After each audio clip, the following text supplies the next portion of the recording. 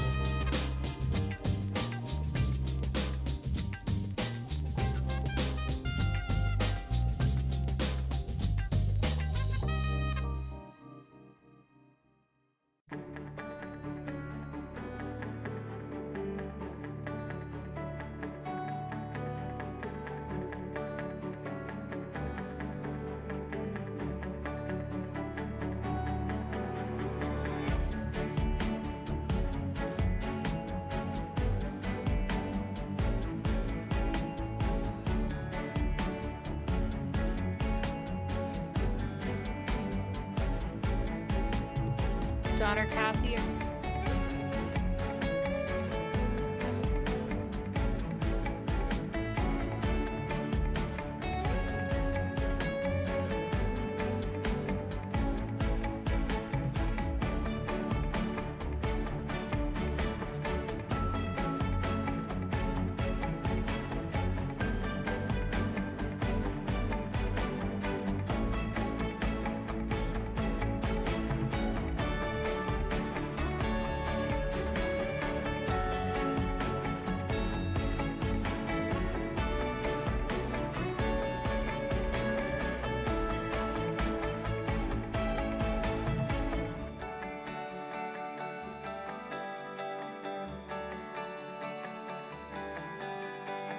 Economics has been to continue to offer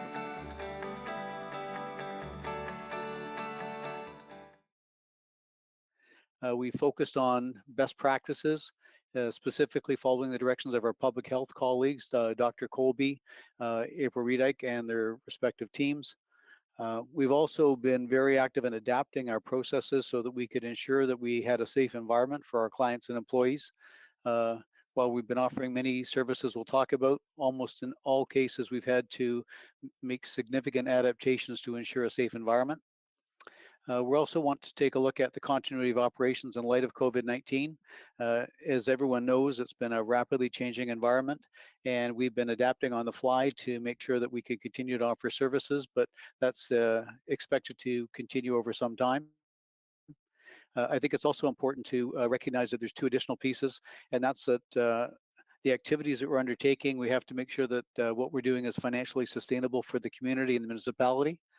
And also, as we'll be talking about in a few minutes, we want to make sure that there's an understanding and a comfort with council that we are matching our staffing levels with the level of service that council has determined is appropriate. Next slide, please. So, while many people are aware that many businesses have shut down, the impact on the municipality has been quite different across the different services. So on the left-hand side, you can see a list of services where there have been a significant increase in the demands. You can appreciate that a medical officer of health and the public health teams have been going flat out for several weeks. Similarly, fire and emergency services, our paramedics have been responding with an increased pace. Also, with a number of businesses that have shut down or people that have been laid off, our employment and social services have also had a significant increase in activity.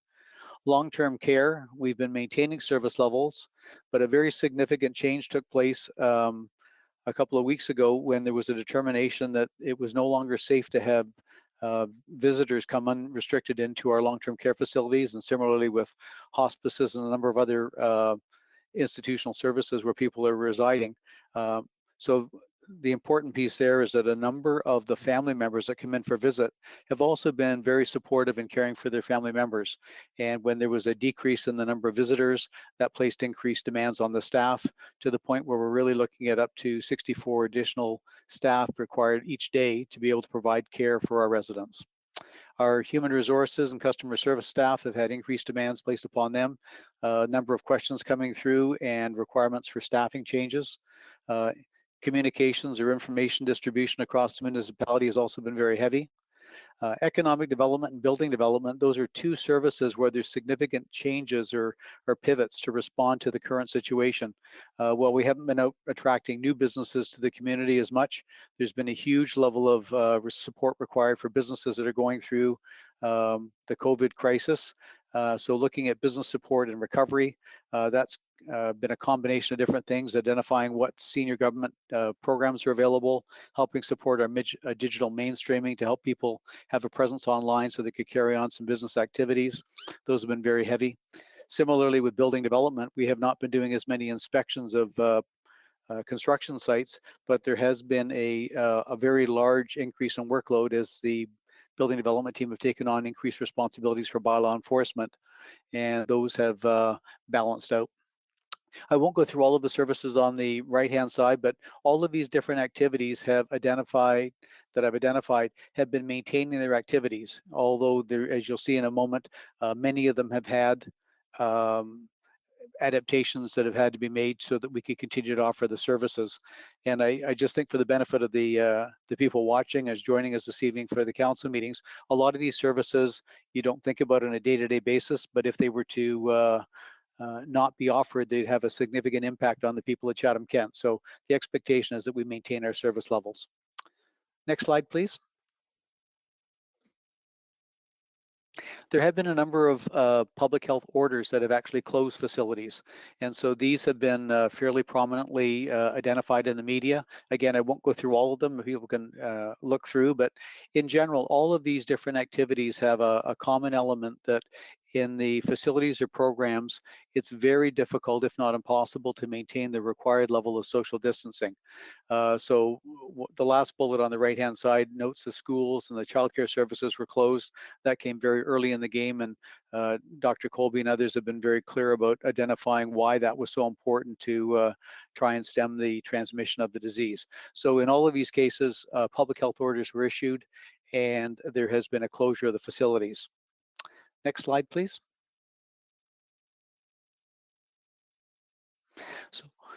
So to give people an understanding of what we've been doing, most of the staff have continued to do their regular jobs, but the adaptations have included transferring a lot of the services to online phone services.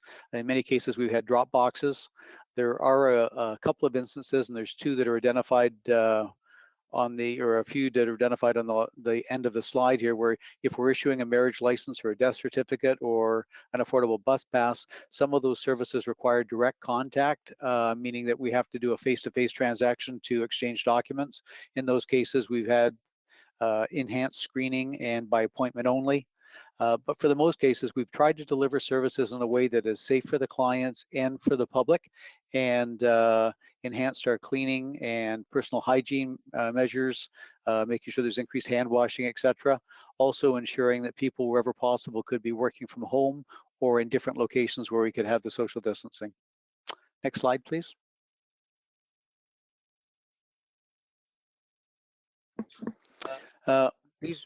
These are some additional examples of how we've actually changed some of our activities.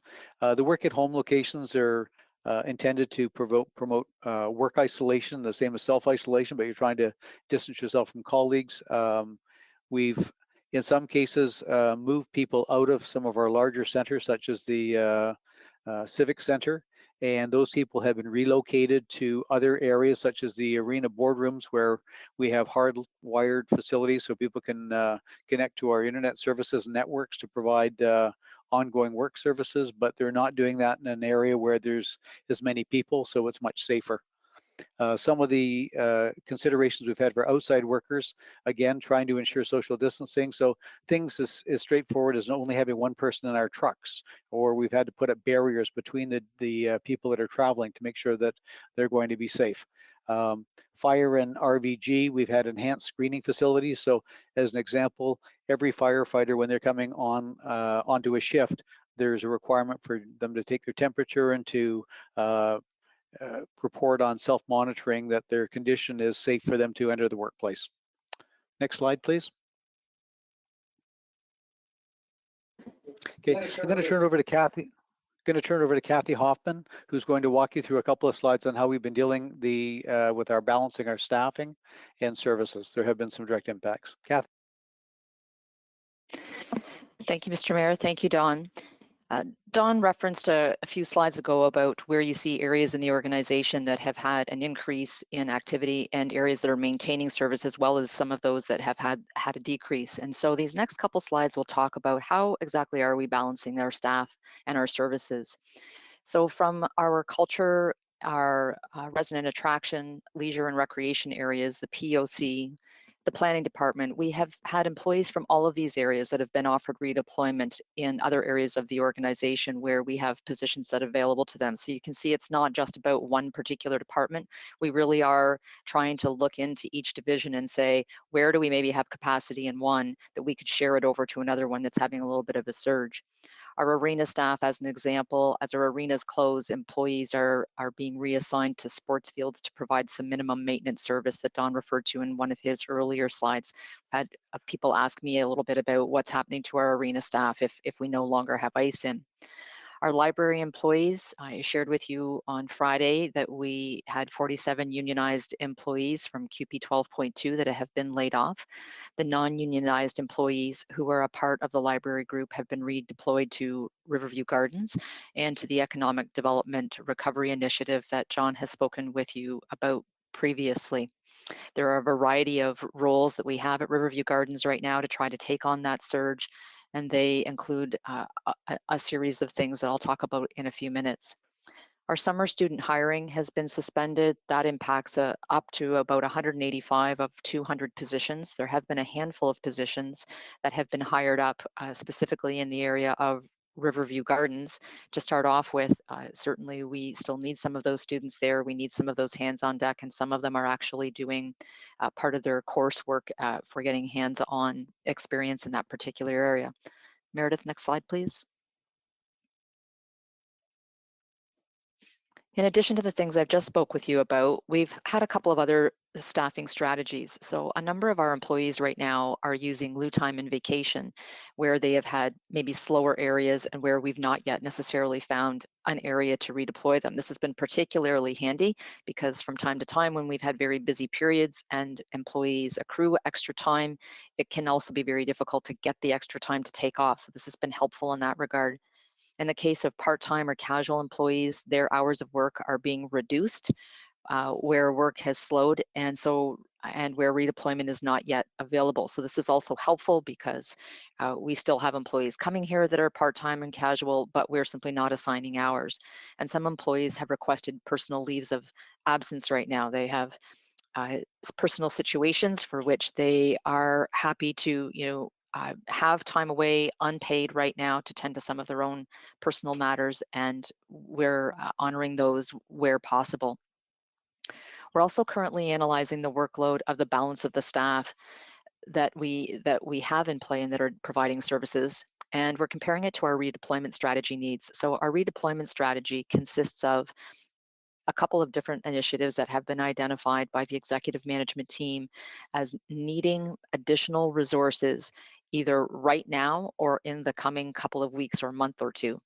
And so we have a full strategy bubbled up right now that we're taking a look at where are our employees, forecasting with our EMT colleagues about when they expect maybe that staffing might get a little, or work might get a little lighter in one area or heavier in another. And we're literally making a match between those two parties. In an ideal world, we would have as few layoffs as possible. And if we are in a layoff situation, we would be having an opportunity to redeploy and have employees back to work as soon as possible. Depending on how all of the analysis goes and the timing of who's having a shortage compared to who's having a surge, there is the potential for up to about another 100 more layoffs subject to the redeployment needs at the timing of the facility reopening as well. Meredith, next slide, please.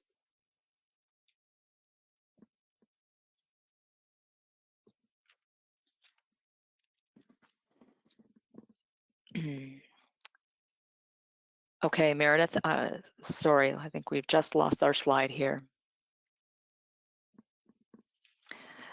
I'll attempt to speak to it anyway.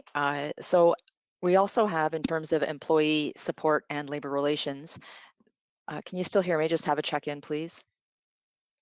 Yes, we can, Kathy. Okay, thank you. So in terms of some of the supports and labor relations that we're providing, we have set up what we call an employee self-service portal. So it's right on our intranet internally, and it's been established, and it contains a lot of vital information for employees. So it talks about requirements for reporting if they have had travel, which was more relevant a couple of weeks ago, obviously, but still in play right now. It also makes requirements of them to report for us any particular kinds of illnesses so that we're tracking along with an employee where they're at. And there's also a lot of valuable resource information that we've provide, health education for our employees, government resources for leaves and subsidies that they might be eligible for.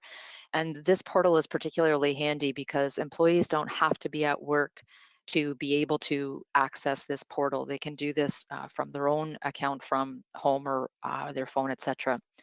We've also implemented a series of employee communications that we are issuing regularly by myself and others in the organization to address issues of the highest employee concern. So on a weekly basis, we hear feedback from employees about what their concerns are, and we either deal with those one-off by department or in a larger communication. We have set up an employee COVID-19 hotline and a one-stop email address that has been set up since this was announced and since the state of emergency was put in place. And supervisors have an opportunity, as well as employees, to have any of their questions triaged through this mechanism and answered very quickly, and it's been working very effectively. There have been a series of worksite meetings in various departments. If we have employees who have expressed concern about something in their particular area, we put together a team that goes out and visits employees, made up usually by the general manager of the and oftentimes a member of the public health team who also comes and assists in fields questions. Finally, our last two is we have provided an income protection period for 3 weeks for all employees. It was up to and including today, April 6th. And so this was at the start of the COVID pandemic. There was huge concerns from our employees about whether or not they were going to immediately lose their jobs, have their income stopped, etc. And so we said, we provided them with a guarantee of income for that particular period. And so now that has just passed. I would be remiss if I didn't mention to the group that our labor groups have been really engaged and quite helpful. They've been willing to come up with creative solutions to be able to make sure that members could be accommodated for the various kinds of issues that they may be dealing with, for example, things like childcare. And so they've been willing to examine where collective agreements are at and the language that's in them, and on a temporary basis, be a little bit flexible around some of the language to assist employees in what it is that they require. Next slide, please, Meredith. Thank you. So just a couple of final points before we open up for questions. Council is aware that we look to you for determining the scope and the levels of service that are delivered in the municipality.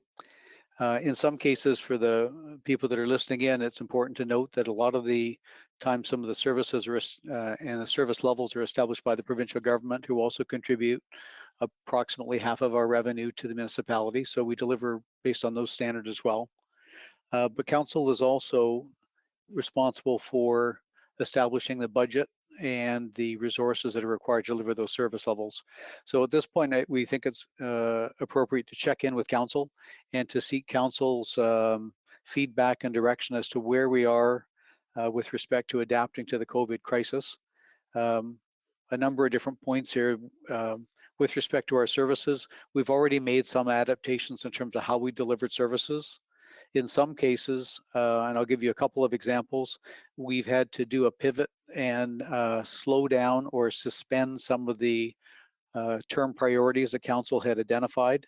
One example would be that we had a very strong push to try and deal with work on environmental sustainability, and council's heard a number of times from Gabriel Clark and the type of work he's doing.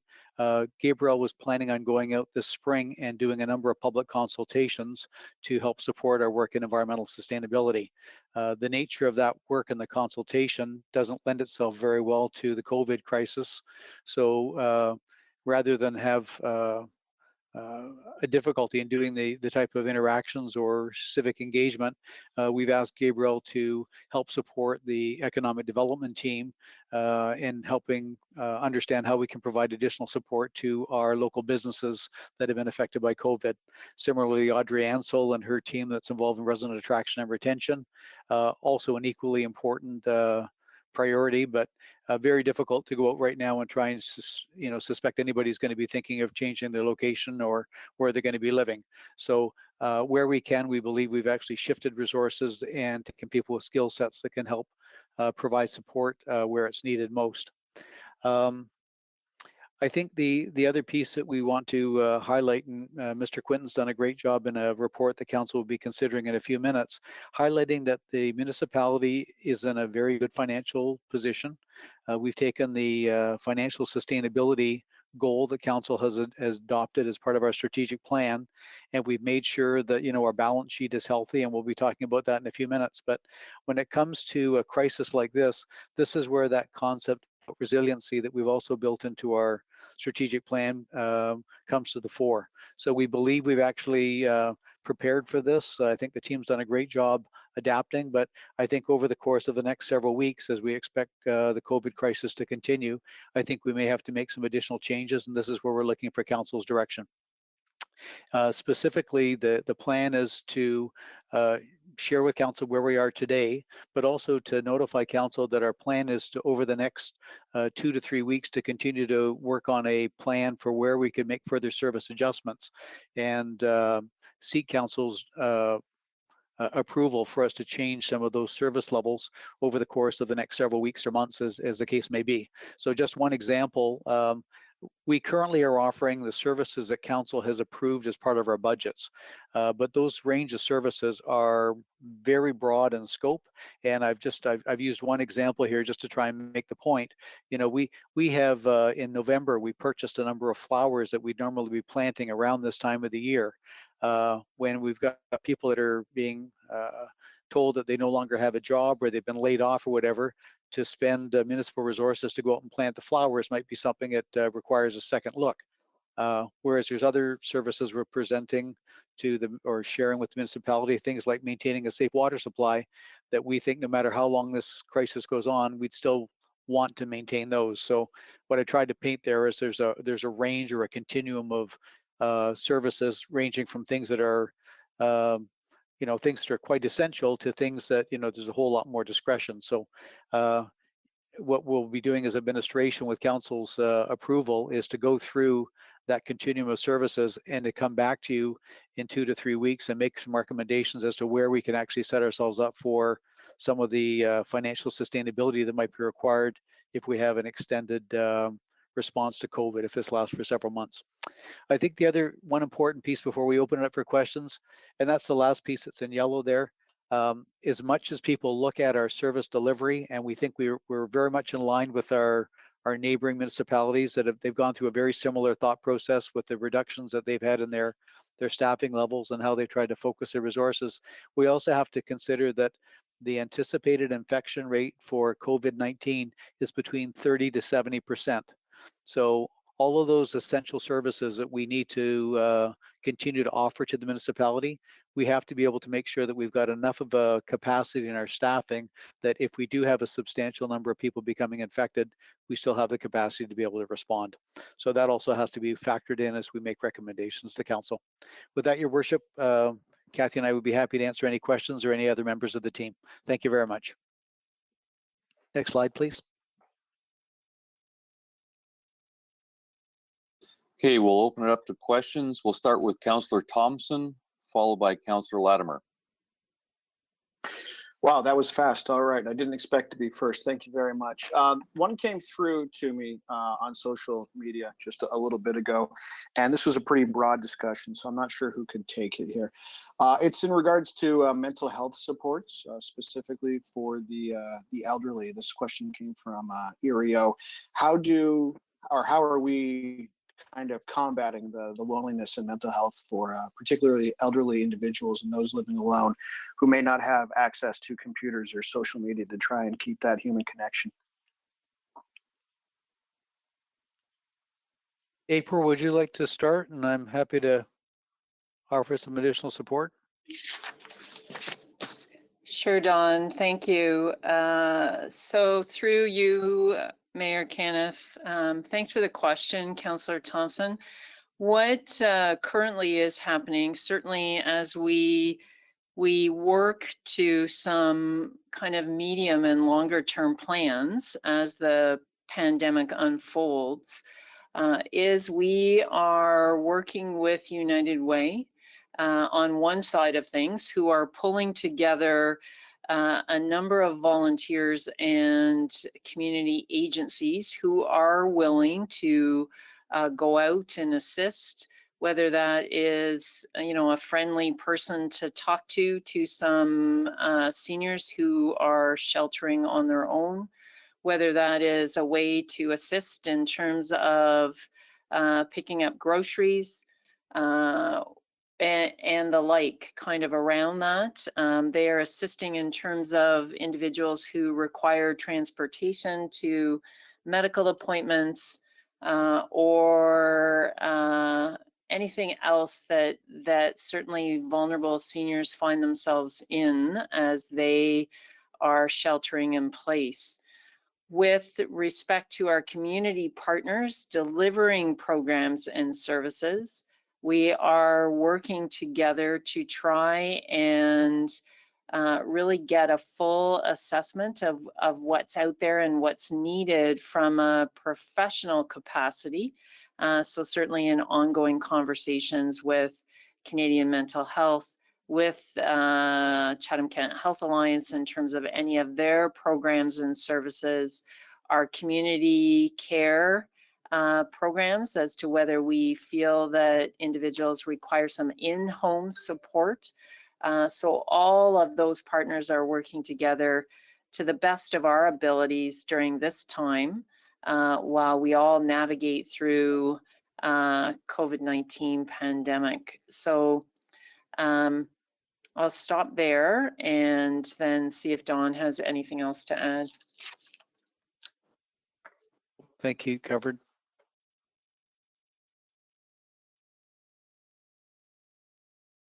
All right, still had a different question on a different topic, since again, this was a wide ranging one.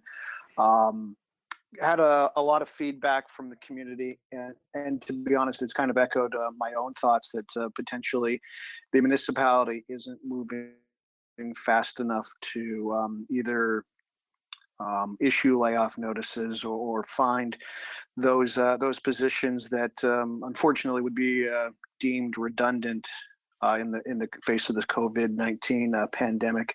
I know the employer I work for moved very quickly, March 12th, March 13th. A lot of other employers slashed their employment levels to half, and yet they look at the municipality, and we're thinking about flower planting and finding those particular roles. So when you say you're looking for direction, I would say that back on March 23rd, I brought up the issue of this, and I don't think we're moving fast enough. I know there are places that we can find spots to move some employees, like you said, RVG and the like, but at the same time, we need to see those movements come quicker, I believe, especially as this continues to move forward. So again, I would like to see some quicker cuts, some quicker layoff notices go out, unfortunately, until we can really get a handle on this. I'd rather send them out and then have to recall them than be delayed longer than we need to be. Those are my comments. Thank you. Okay, thank you, Your Worship. If I could, the municipality has now a total of, looking at the not hiring people, and the layoff notices we've already issued are impacting approximately 250 people. I think the other municipalities around us, if you looked, I know there's a big announcement, for example, last week with the city of Windsor. They announced 541 people were being laid off. When you take a look at their announcement, over 446 of them were part-time casual staff. And in the report that they issued, approximately half of those are going to be called back. To the best of my knowledge, we're the only municipality in our area, with the possible exception of Guelph, that's actually issued layoff notices to full-time staff.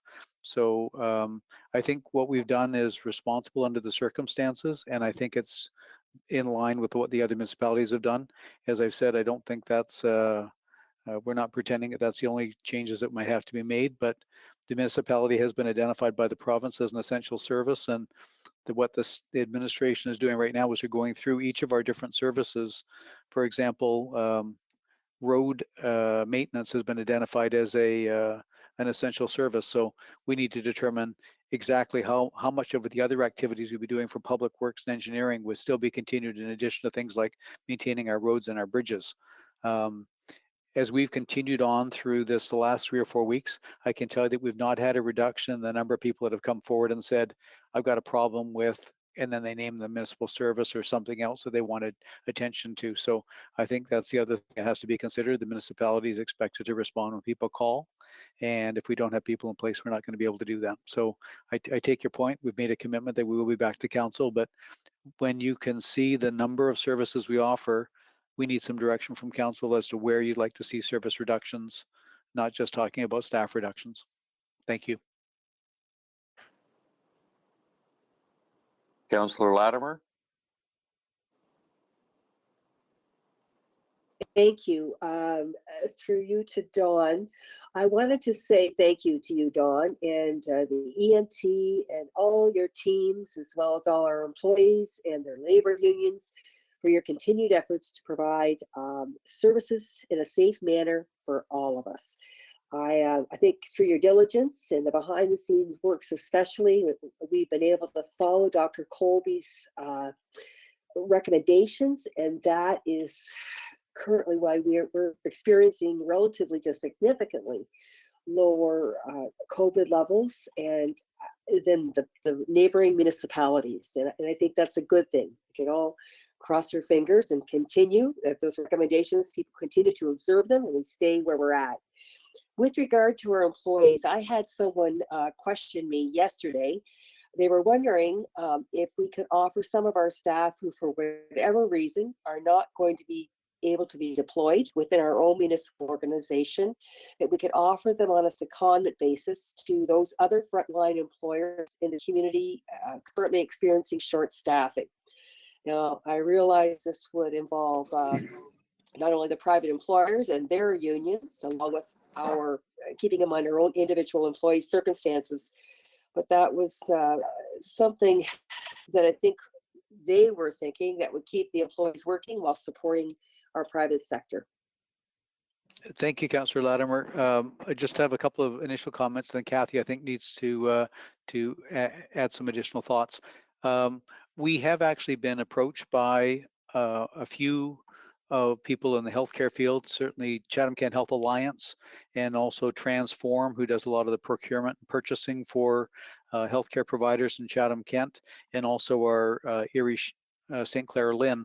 They've each of them have approached the municipality and asked for some additional support in response to the COVID crisis. So as an example, we've been asked to set up a depot that could be used for receiving and distribution of personal protective equipment, which many of you have heard is in short supply. So what we've offered to do is to provide one of our municipal buildings that's been closed to be able to do that. So we are already starting to do that process. I will let Kathy respond to the other pieces, but I think we need to have some direction from council as to if people are going to be retasked to do other things in the community, how that would be paid for, and whether that's something that would be supported by council.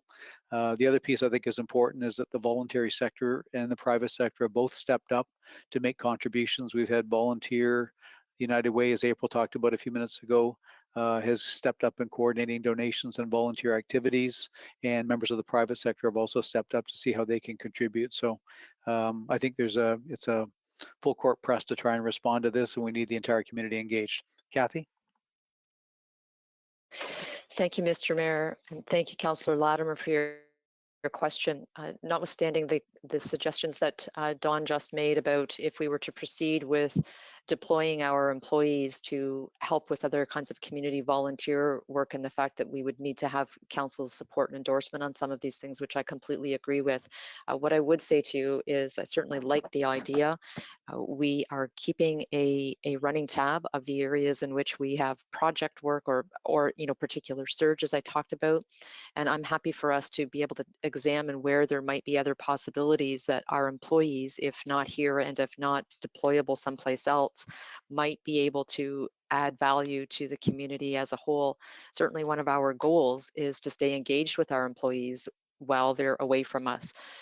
We want to stay connected, to go back to the slogan that you see out there, being together while we're apart, I think certainly applies here. And we'd like the opportunity to make sure that employees are feeling a part of the solution that moves COVID-19 through our community and not be idle during a period of time if they're not with us. So thank you for that. And I'll certainly give that more thought as we go through our redeployment strategy.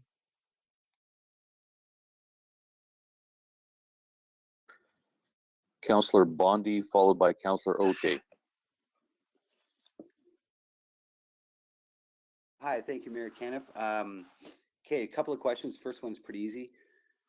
We did speak about, or on the chart, marinas are closed. My question is, are boat launches also closed, like the one that's inside the city of Chatham in the park on Grand Avenue?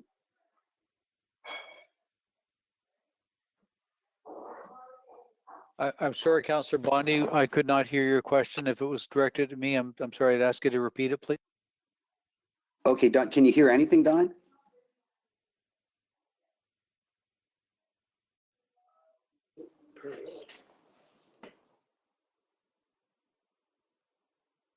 Hi, Don, can you hear me now?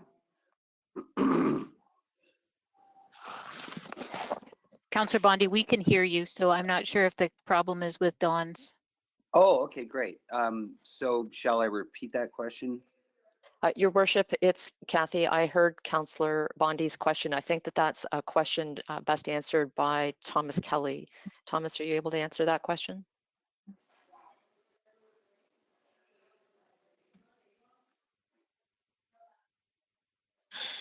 This is John. I'll just jump in and say that I'm not sure where Thomas is. If he is there, he can jump in, but go ahead, Thomas. Oh, sorry, could you repeat the question, please? Are the Sure, boat ramps open, Thomas? Yeah, okay, so I'll just ask the question. Marinas are closed, municipally owned arenas, marinas, not arenas, marinas. So the question is, are boat launches that are municipally owned, are they also closed? Thank you, Mayor. Boat launches, if they are within a marina, are closed. And if they are not, they remain open. Okay, great. Now, my second question, which is a little more difficult, I've received a lot of, well, I actually haven't received a lot. I've received a couple of emails, but through social media, I've viewed a lot of pushback on what I don't know we call the call-in line, perhaps, on social distancing, which is AKA the snitch line, people are referring it to. So this is a concern for many, a concern for me personally. I'd like to know where we are on that. Is it effective? Is it necessary? And in all transparency, Mayor Kenneth did respond to an email that I sent out, you know, when I kind of questioned the necessity of this. So my concern is that it's going to, it will possibly be used for the wrong purposes. You know, where are we? Are people telling on each other because, you know, there's too many people in their backyards? I would like administration to engage the public on why this is necessary, because it does seem a little police state-ish, you know, not that it is, but, you know, if you read the stuff online, people are a little concerned about, you know, a call-in line. This is not exactly, you know, tips on an armed robbery. This is tips on people having a barbecue in their backyard, which is a little concerning for people. And just to follow up on that with your response, if you could also assure people that when this pandemic is over, which nobody knows when that switch will be flicked, and hopefully someday, will this call-in line be discontinued? And what is the effectiveness of it now? Because it's been in place for a little bit, not a long time, but it's been there. Has it been effective? Has there been, there must be data, obviously. So yeah, if you could comment on that, I'm sure many would appreciate it. Thank you. Okay. Thank you, Councillor Bondi. I'll begin and I'll ask Mr. Norton to step up if he has some additional thoughts. So to be really clear, that public safety line was established. We were receiving a great number of calls into the municipality, and I'm not trying to exaggerate. There was lots of calls coming in. Initially, they were coming into the 911 service, and our police services dispatch service was having to deal with them, and that was we do deem that to be relatively inefficient. These are people that were particularly concerned about their own health and safety, and they saw behavior which they thought was going to be put themselves at a risk, put the people that were calling at a high level of risk, and so they were saying, what can we do about it? Up until about a week ago, the only people that could do enforcement for those were either our medical officer of health and their direct reports or the police.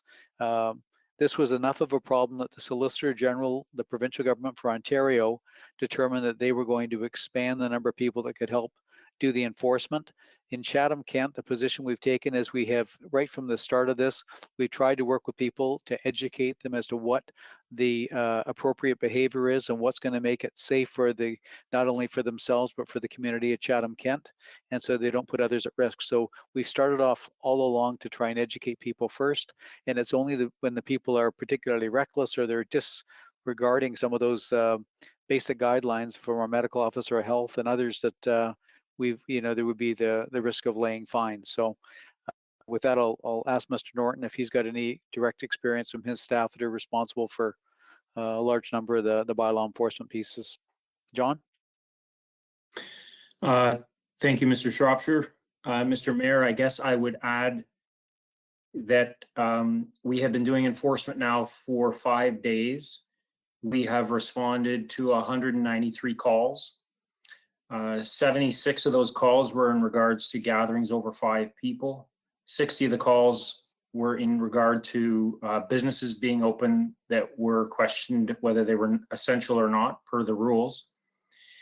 41 of those calls came after hours. So we've had a large number of calls. We've given out 92 warnings and laid 0 fines so far. I would add that it was the police chiefs of Ontario that requested, when the Premier announced that he wanted this enforced by the police, I believe it was the police chiefs of Ontario that came together and said that this would overwhelm police resources and pull police away from other matters. So it was requested that bylaw enforcement officers be able to do this.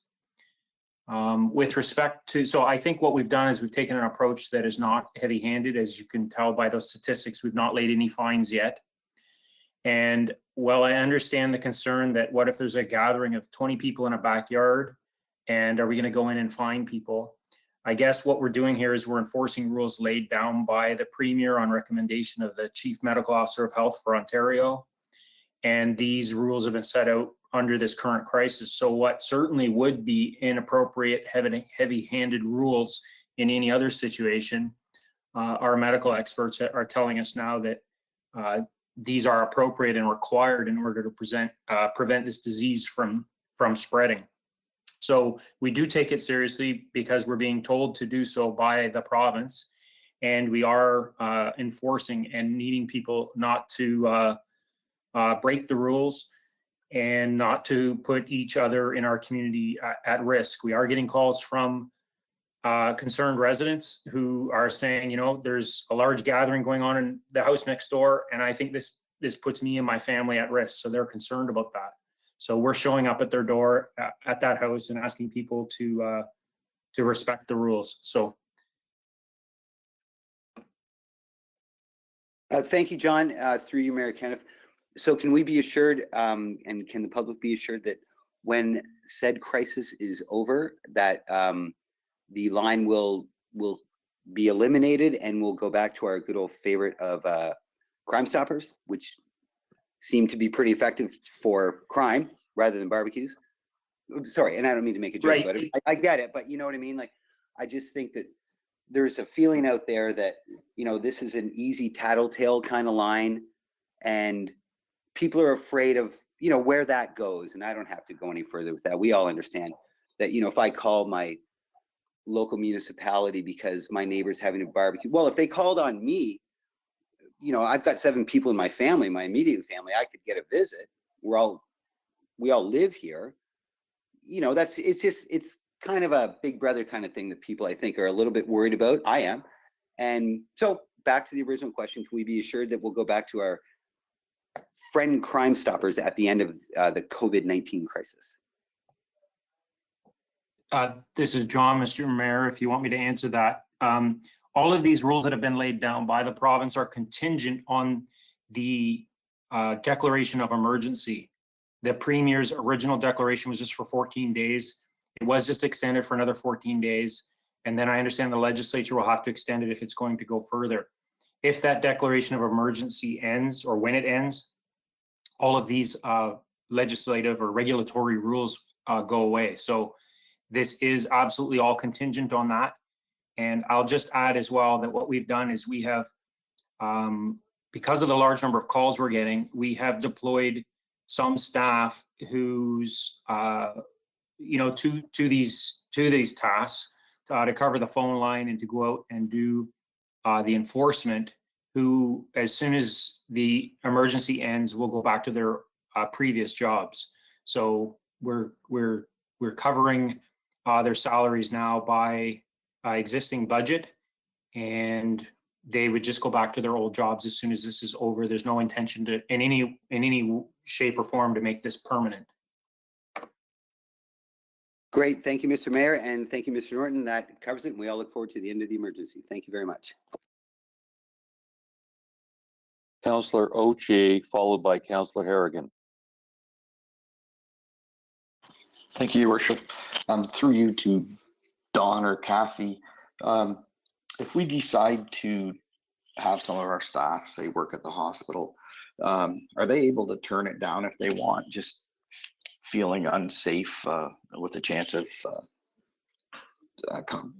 getting COVID-19? Thank you, Mr. Mayor. Councillor Oche, you mentioned if they want to turn down work at the hospital. Did you mean Riverview Gardens? Well, you said you were looking at a couple of different options as well. The one you said was the hospital, and I know we already have people at Riverview Gardens, so I guess there as well. Yes. Okay, so just for clarification, we don't have any employees that we're looking at redeploying to the hospital. The one place that we have been looking at redeploying our employees is at our long-term care facility, Riverview Gardens. There are a series of positions that are available for them to be able to assist in that don't require professional accreditation. So for example, we wouldn't take an employee who was a non-registered nurse and have them do work at Riverview Gardens. That said, there are other roles that with some minimal training and orientation, our staff are able to fill. So for example, in Riverview Gardens, it would be things like housekeeping, screening individuals who are coming into the building. They have an active screening protocol in place right now. So that means every employee that comes in, anybody that comes in and brings a delivery, et cetera, whomever is permitted to come into the home under their current protocols has to be screened every time that they come in. So staff are provided training in that regard. So your question was, could they refuse work there? So there are a few answers to that one. First of all, if an employee feels unsafe in their work environment, we do have a work refusal process that they would follow. So they would come and speak with their supervisor. They would walk through what those concerns and issues are.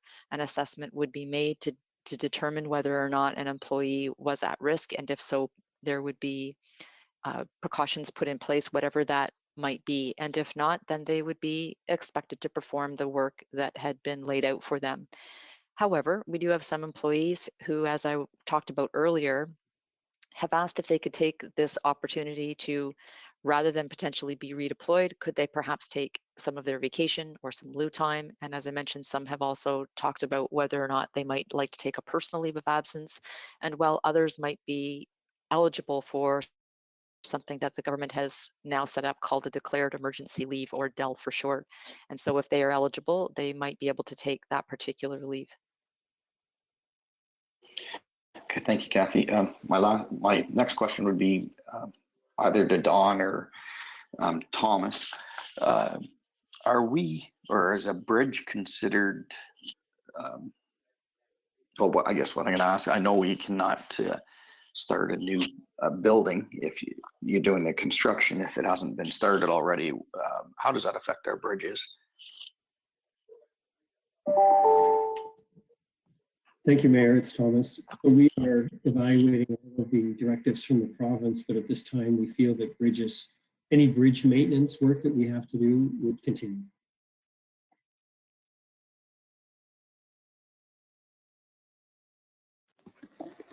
Councillor Harrigan, followed by Councillor B. McGregor. Excuse me, I missed Sorry, that whole continue thing. on there, Councillor Oche. That's okay. Sorry, I missed that whole answer. I'm not sure what happened, but I could not hear anything that Thomas said. Mr. Mayor, we are reviewing the directives forwarded by the province, but at this time, based on our evaluation, that we feel that we can continue with any maintenance of bridges for this year.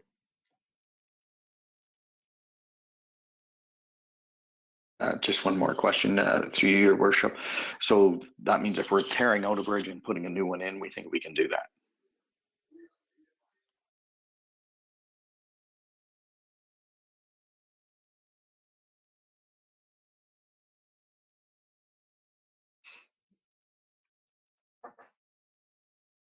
Mr. Mayor, would you like me to assist with that? Yes, please. Oh, sorry, are you not able to hear me?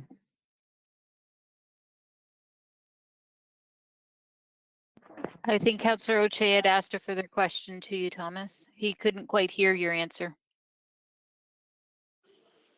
Yes, what my question is, so if we're tearing out a bridge, we're able to go and tear out a bridge right now if we wanted, say tomorrow, and start replacing it without any problems.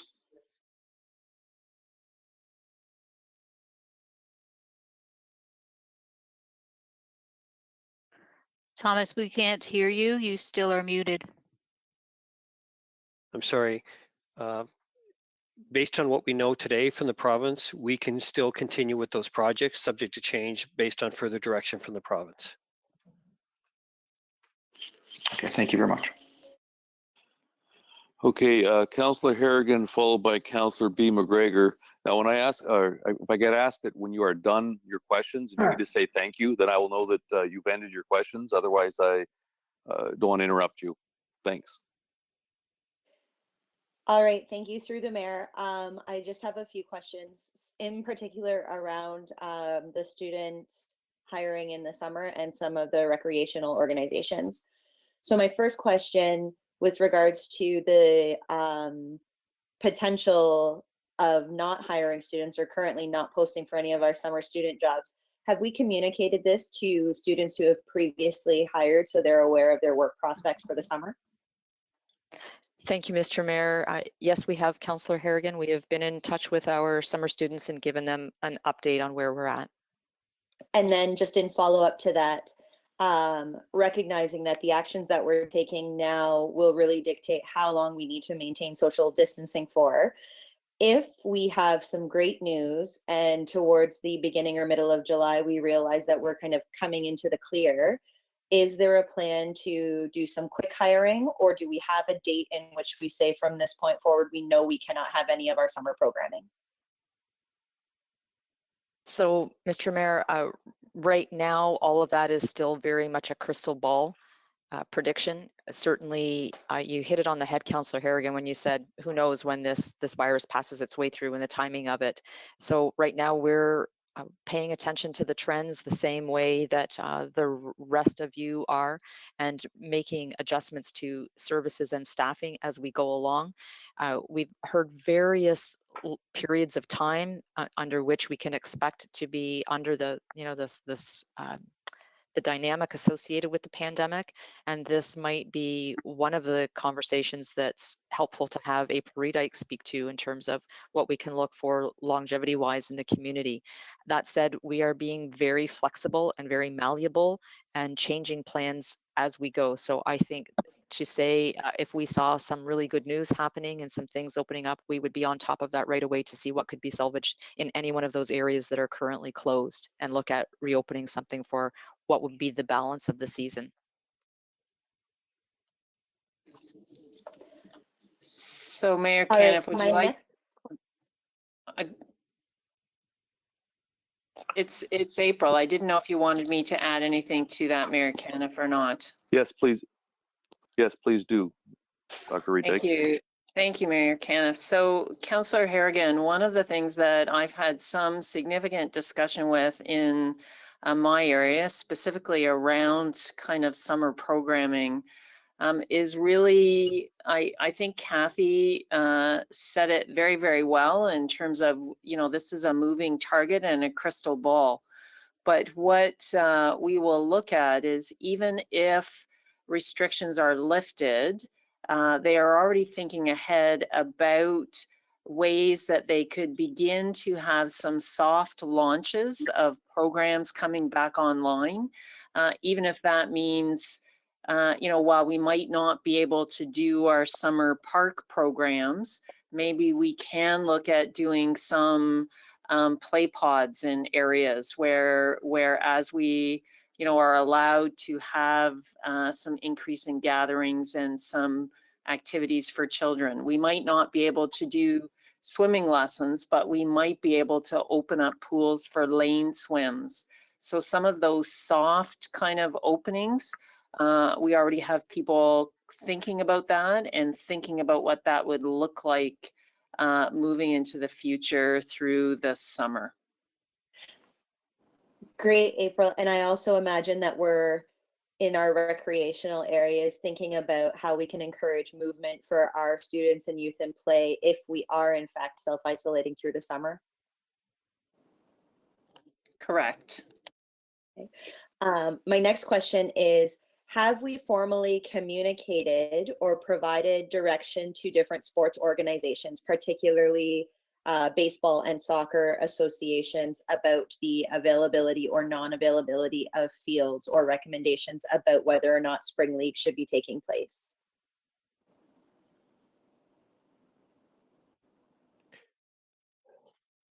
Mayor Caniff, it's Thomas. Yes, we have.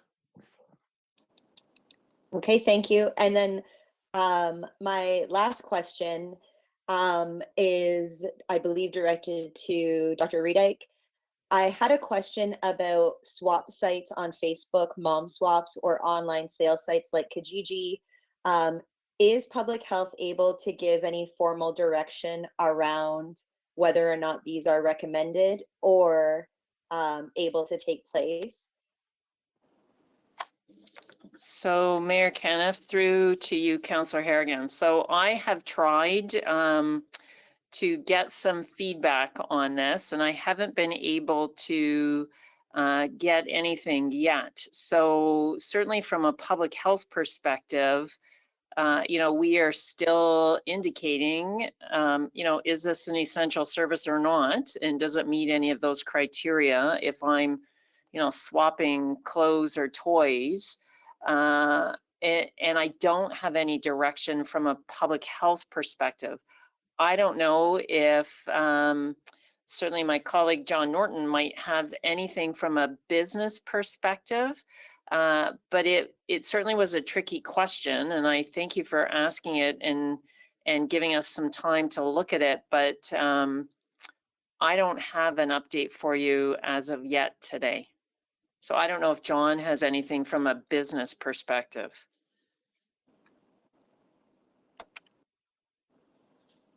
Can you repeat the question, please? Yes, John, it was with regards to online swap sites, mom swaps, and then, you know, secondhand stores like Kijiji, and whether or not these are going to be regulated in any way. Yeah, no, I don't have any information on that either. I'm afraid I've not heard any conversations at all across the province about that, really. Okay. Appreciate that you may need time to come back and think on it. I think at minimum, providing maybe best practices for how people can do no contact exchanges of goods may be valuable. I would say at a minimum. And then I just also want to echo my thanks. I've had an opportunity in my work life to interact with some of the staff at the municipality and have seen in the community the work that people are doing. All we can do is really our best to prevent the spread of COVID-19, and I recognize that everyone at the municipality is certainly doing so. So thank you. Councillor B. McGregor, followed by Councillor Hall. Thank you, Mayor Caniff. As we've heard, there's been a lot of positive work in the community outside of just the municipality with private partners, not-for-profit organizations. Is there a role the municipality plays in compiling those resources? So something that individuals in the community can look to see how they can access services, or how they can volunteer or help out in any way? Your worship, it's Don. If I could take a first stab at that. So the municipality reached out to the United Way several days ago, and the United Way was provided leadership and offered to step up and do the coordination of community resourcing in the voluntary sector, and also in the donations of either in kind or cash donations to help support people in particular that were living in poverty or didn't have the resources to be able to cope as well as others. So that's certainly taken place. John and the economic development team have also been working with members of the private business sector and the chambers of commerce, the BIAs. They've started to do coordination of those groups to look at our economic recovery opportunities and how we can best support businesses. Those have certainly taken place as well. And I also reported a moment ago about some of the outreach we've had from Chatham-Kent Health Alliance, Transform, and the Erie St. Clair Lynn from the health sector. So we certainly have looked at those. I think a little later on this evening, as Dr. Redek will be talking a little bit more about some of the potential interaction you might have with one of the school boards. So I think people have stepped up, and the municipality has played a role wherever we can in doing the coordination. But I'm happy to report that there's lots of other groups that are also stepping up and doing some of that leadership work as well. And I think there's enough work that it's great if it's shared. Great, thank you. A question likely directed to Dr. Redek. How are we addressing the challenges of providing service to the homeless or near homeless? Understanding that with physical distancing, you know, those that are experiencing homelessness or maybe were couch surfing may not have those opportunities anymore and are certainly vulnerable in that increased risk. So just wondering how we're adapting, and if we've seen a shift in need. You know, have we worked with any community organizations like Hope Haven to make sure that physical distancing is happening and achievable for these vulnerable folks? Through you, Mayor Caniff, thank you for the question. I actually have a couple of slides prepared, so I'm wondering, Meredith, if I can get that up. Certainly, we are seeing some significant increase in terms of our vulnerable clients throughout the community, not just the individuals that we tend to see on a regular basis, but certainly as individuals in Chatham-Kent are being faced with decrease in their hours, people that are being laid off.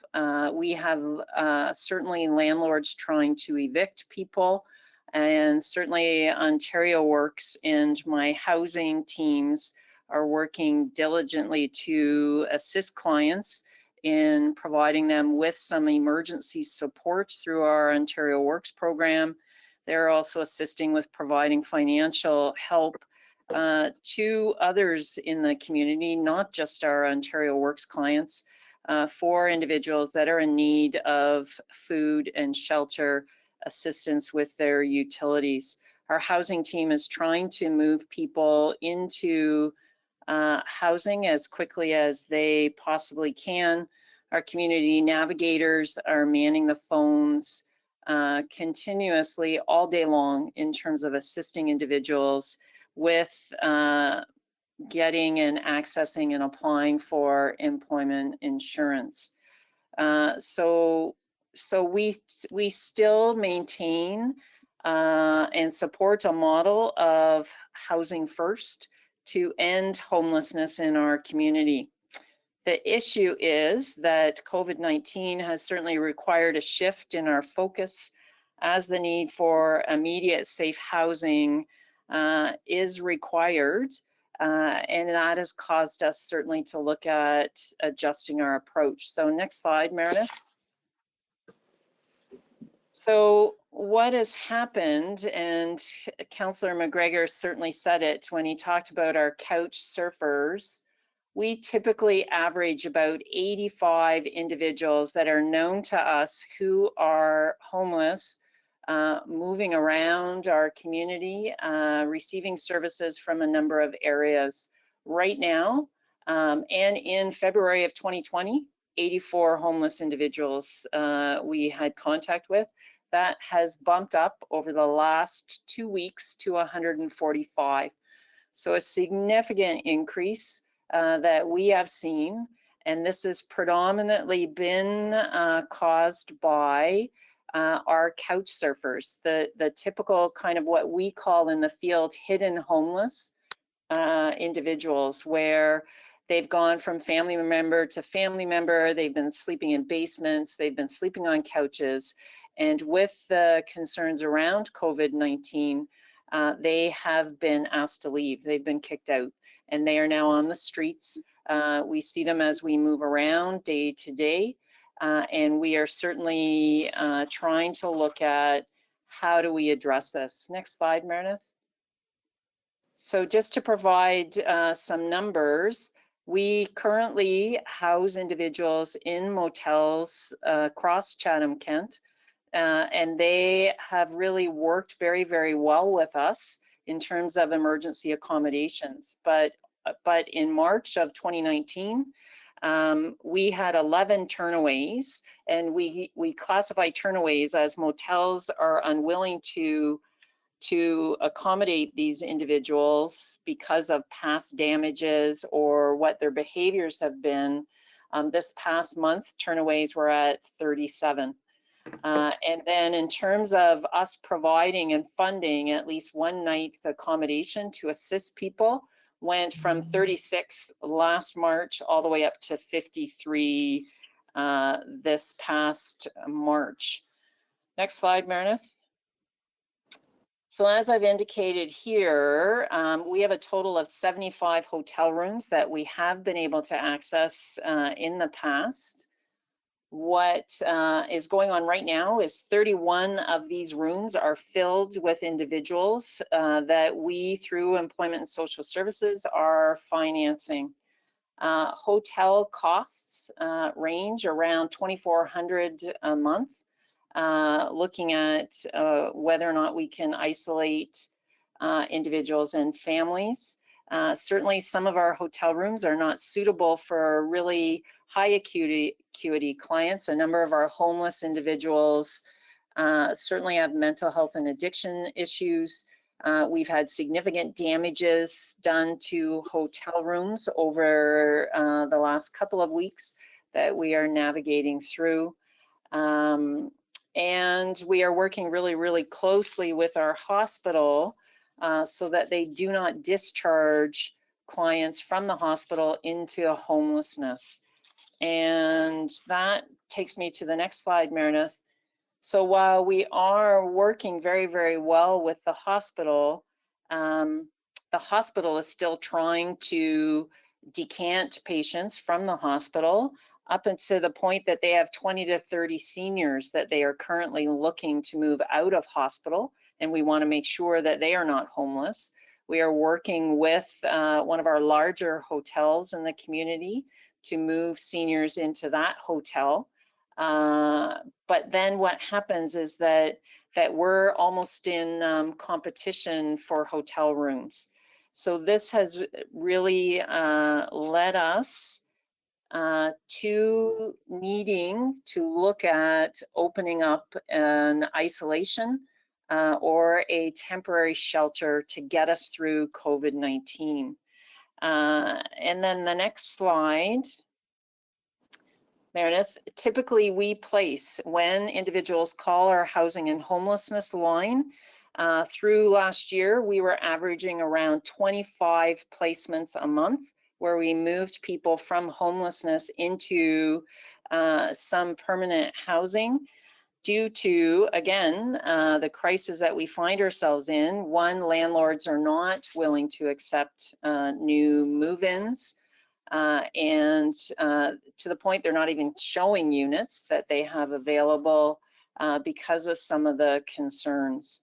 And then my last slide, in terms of working with, why do we need an isolation shelter? We are certainly working with individuals in the community, specifically Hope Haven. I've been in contact with them multiple times and our staff as well.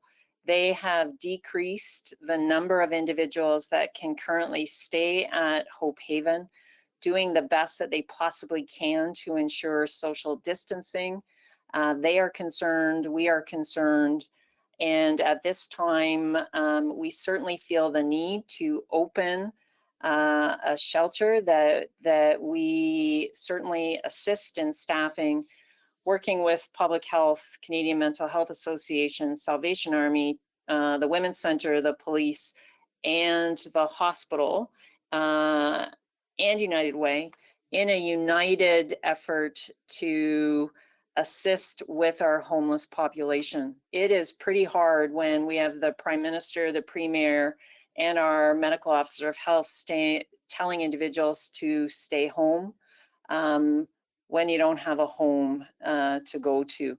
So having a shelter will allow us, in the event that any of our homeless individuals end up testing positive for COVID-19, we will be able to shelter them and isolate them so that we can provide them with services that they require during that 14-day plus isolation period. It will allow us to shelter our ever-increasing number of homeless individuals that we have right now that are wandering around the community. I see them sleeping under trees and on park benches. And it will allow us to use the hotel rooms that we have in an appropriate way as we move individuals through a shelter into some permanent housing. We are currently looking at potential locations everywhere, with continuing to speak with some of our larger motels and hotels, looking at conversations with our school boards, and also looking at our own municipal facilities, and do we have anywhere that we own that could be really changed into a isolation transitional shelter. The difficulty that we have is that this will be in place for quite some time. Past economic downturns have really shown that it takes us about 2 years to come out of an economic downturn, to assist our vulnerable populations in really turning their lives back around, getting them employed, finding them housing. So anywhere that we do find, we are looking at running some type of shelter for about 18 months or so. So I think I will stop there and see if there are any other questions in terms of working with our more vulnerable individuals. Yeah, thank you. I didn't have any more questions, maybe particularly about this, but I do think that you're very much right. That stay home message, while really important, is challenging for some that don't have a home, and for those that don't have a safe home as well. So, home isn't always a place for everybody that there's a place they can stay. So I think it's really positive that we're seeing this partnership and looking for a longer term solution.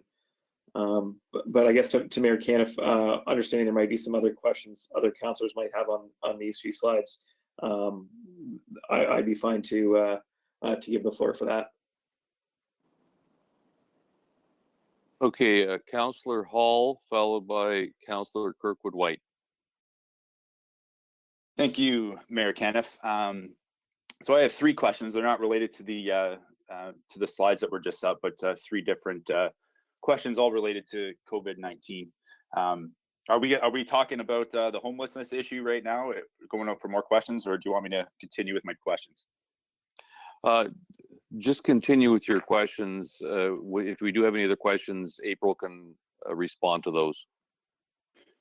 Okay, sounds good. Thank you. So my first topic here.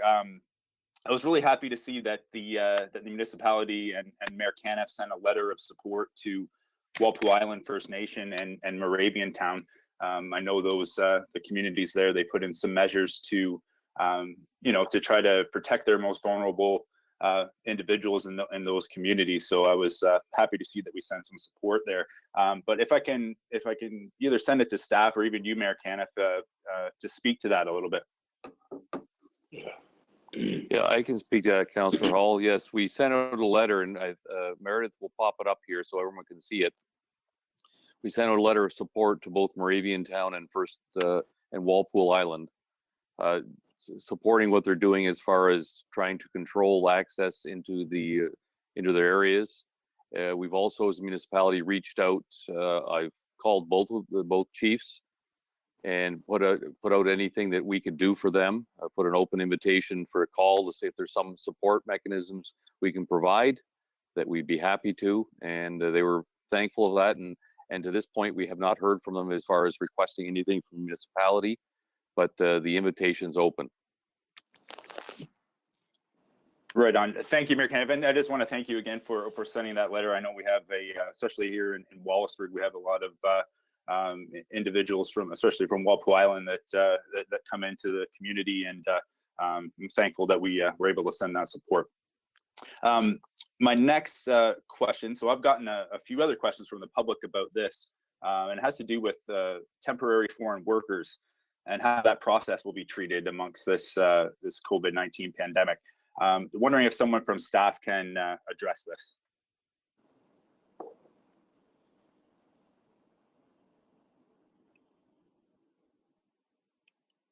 Mayor Caniff, this is John. I guess I will take that one. We have been working with the agricultural community, and the province has made some opportunity for temporary foreign workers to come into Canada, and for the agricultural community to continue to receive that very necessary support. So we have been very supportive of that, and council, I believe at the last council meeting, encouraged that. And economic development has been working closely with the agriculture community along these lines. We know that there's some places in our community where the temporary foreign workers are going to be housed during their quarantine period that they're going to have to undertake when they come into Canada. But we believe this is a very positive step, is to continue to bring in our workers into our community. It's such a vital part of our economy. Excellent. Thank you, John. And one last question through you, Mayor Caniff. Another issue that gathered a lot of feedback from the community was the suspension of recreational fire permits. I thought it was a very progressive and a very forward-thinking move that Chief Case and his team with Fire and Emergency Services put forward. I know there was a press release sent out to the public, and I know Chief Case, he sent some more details over in an email as well, so I was able to kind of forward that over to some folks that had questions. But I was just wondering if Chief Case might be able to speak to this a little bit and talk about why that decision was made. Through you, Your Worship. Well, thank you for the question, Councillor Hall. So it was around the 13th of March when we realised that we had a significant issue with the COVID crisis. We took a decision to lock down the fire halls, and we do emergency essential calls only. We're no longer, at the moment, we're not doing any of our community education or our outreach work. We literally have our full-time officers who are in the hall with the doors down. No one's allowed into the halls, and they have to go through medical screening twice a shift, and there's a continuous cleaning of the station. Our volunteer firefighters have suspended group training. They're still doing the online training, but they don't come to the hall to train. Small numbers of them come into the hall to maintain the equipment and make sure the trucks are ready to go. The idea being that as if there's an emergency or... Okay. Can you hear me? Yes, we can. The idea being is that if there is an emergency call, well, that is a justifiable risk for interaction between the firefighters and the community. Now, following the lead of some neighbouring departments and the likes of London and Sarnia, and even the province has brought out a fire ban for the northern areas of the province, we decided that we would suspend the open air burn permits, and that accounts for around 300 calls a year. And that will be a call where someone sees smoke in their area and they call 911, and a fire crew is sent out to investigate the smoke and deal with the campfire. We thought it was wholly reasonable to reduce the potential for a firefighter to interact with a member of the public unnecessarily. And in the situation of a volunteer firefighter, that volunteer leaves his or her home, comes to the fire hall, gets on a fire truck, goes to the person's home where the fire is, interacts with that person, and then returns to the home. It's not a justifiable risk. So we've taken the action of just suspending open air burn permits for 28 days in the hope that it will reduce the calls. I can advise that We had 12 calls over the weekend. And as I'm speaking to you now, we have a fire truck on Glenwood Drive in Chatham dealing with a bonfire in a backyard.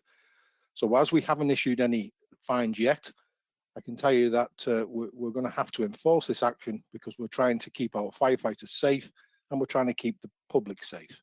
I hope that answers your question, sir. Absolutely. Thank you very much, Chief Case. And those are all the questions I have, Mayor Caniff. Thank you.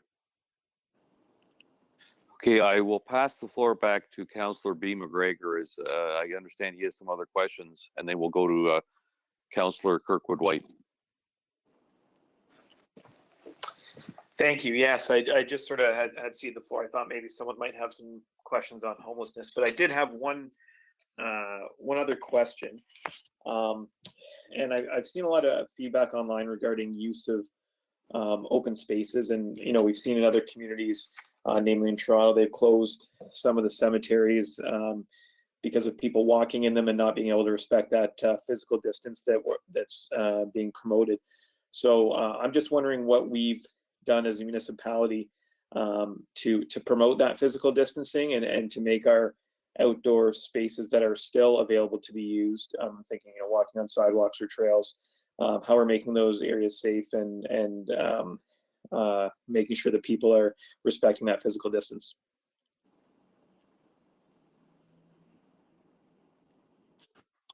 Mr. Mayor, it's Thomas.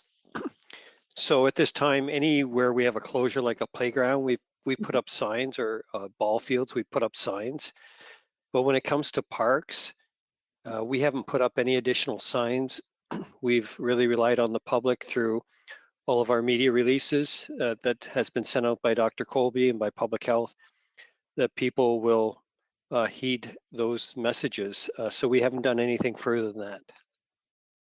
Okay, and maybe could you just sort of ballpark how wide are typically our sidewalks or our asphalt trails?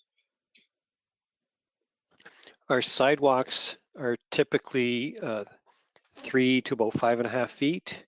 Mm-hmm. Our standard is at least 5 feet.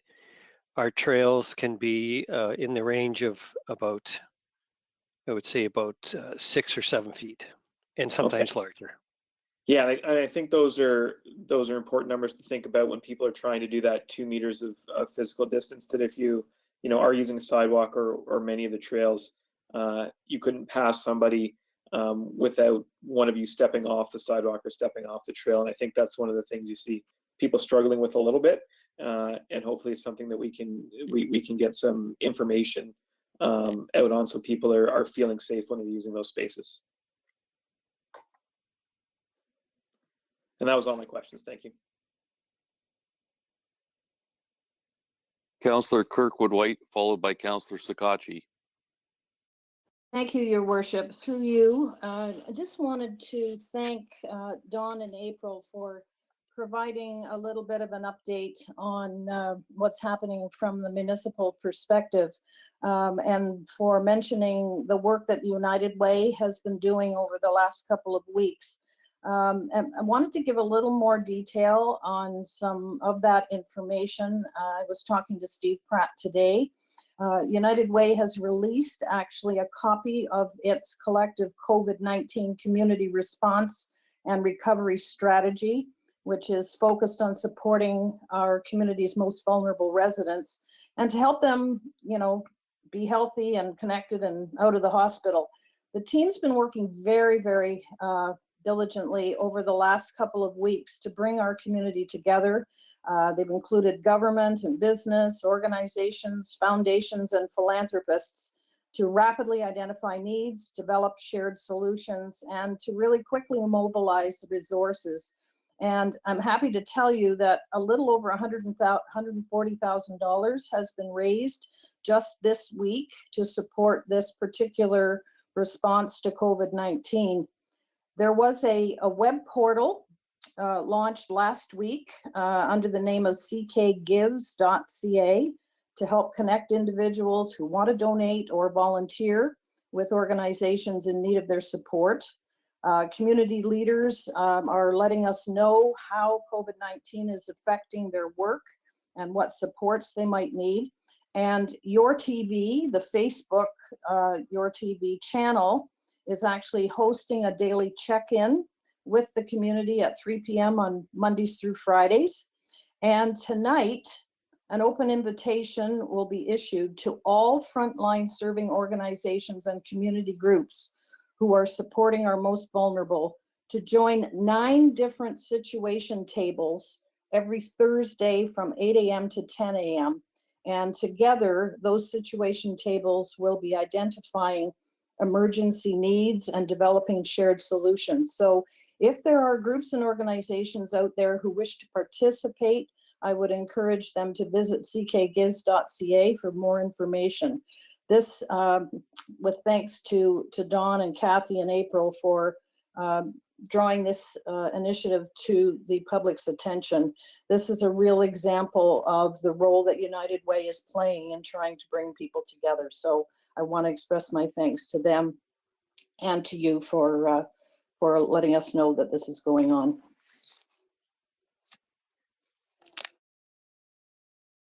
Councillor Sakachi, followed by Councillor Crew. Thank you. Through you, Your Worship. I appreciate the time. I just wanted to make light myself that I'm very appreciative of all the work that's transpired and very supportive of all the efforts that the municipality has made, including the line, the hotline, as well as the fire burn permits, because of the fact that the sooner we can get through this, the faster that we can receive a somewhat normality to our community as well as to our businesses. I got 2 questions that are posed to me through from the community that I wanted to ask before I asked my question. One would be to Ms. Hoffman, is that you had stated that there's a 3-week period that would end inclusive today. There's several people in the community that are inquiring what happens to, for instance, like the lifeguards and that after today. Are they going to be receiving notice? What is going to be transpiring effective immediately after the day's end? Thank you, Mr. Mayor. So to use your example of the lifeguards, Councillor Sakachi, so we currently have our lifeguards who are sitting on our redeployment list. We've been getting in touch with them to find other positions for them as well as. And so we're hopeful that we'll be able to redeploy them to where we have surge areas, and where we can't, then we'll be going back to seeing what other possibilities are available to us before we're in a situation where they would be laid off.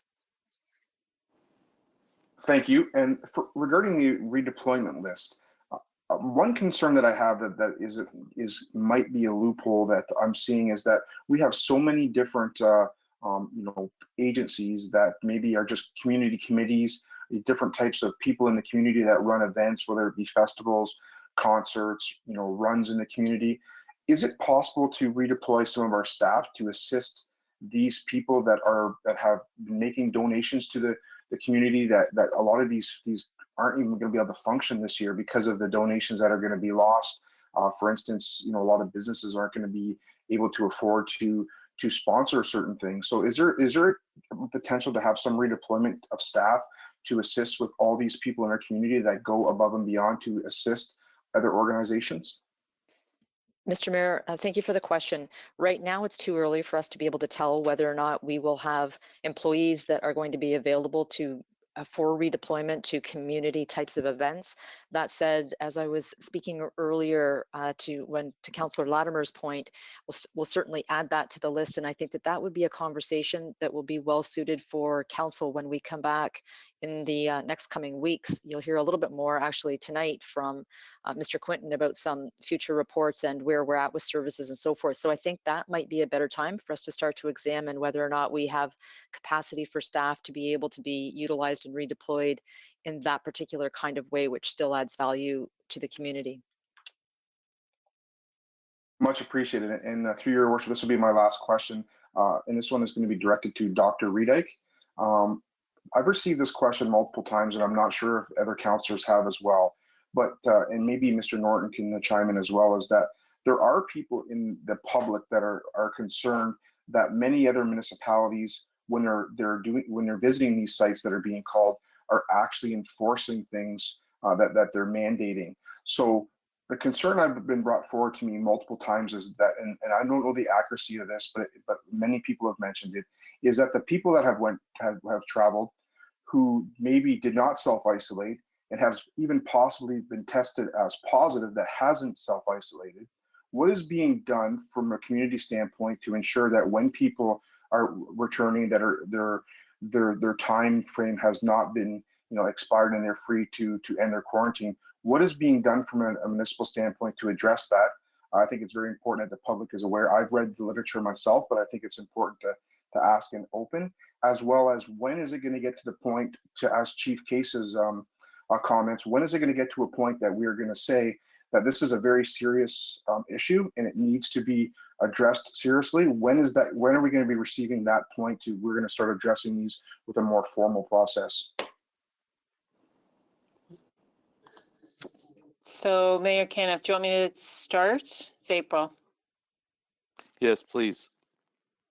So I think, thank you for the question, Councillor Sakachi. I can only speak to the public health side of your questions and comments. So certainly individuals who are returning from travel from outside of Canada, you are correct, they are required to self-isolate for their 14 days. And those individuals are being advised of this when they return to Canada by border security and the individuals working, either land or air in terms of those returns happening. Right now, we do not have a way of receiving information on absolutely everyone. We certainly, and Kathy can address this, have asked our employees to self-identify, and we're keeping track of our municipal employees returning from travel. If we flip to the positive cases, so certainly anyone who we send for screening, for testing, we automatically ask them to self-isolate until their test results come back. If those test results are positive, then they continue with their self-isolation. Public Health works diligently to complete their contact tracing with all of our potential or positive COVID-19 cases, and make sure that appropriate measures are put in place for self-isolation. We are in contact with these individuals on a regular basis, one, to check and make sure that they are feeling okay during their self-isolation, and two, to make sure they are continuing to self-isolate. We too receive what I want to say are probably all to this point that have been false alarms, with individuals kind of, unfortunately making a joke that they are positive when in fact they're not. And we're following up on those cases. We have not received any complaint for our positive individuals that they are not following all the rules and guidelines, and they are maintaining their isolation. So, I want to, our numbers are low right now. We have systems in place to follow all of our people, and certainly to even redeploy within our public health unit if we require more individuals doing that contact tracing and following individuals if we see an increase in our positive cases. So that's the follow-up side of our positives. I'll stop there and see whether Kathy has anything to add from the employee side, and John from the enforcement side. Thank you, Your Worship. No, I don't have anything else to add. I think, April, you said it well.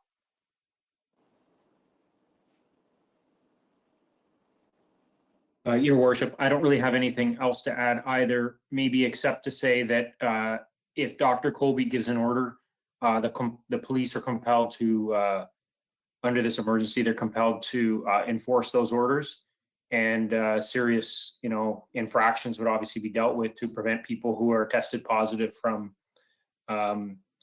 intentionally going around the community and affecting others. As April indicates, I guess there's no evidence of that right now, thankfully, happening in our community.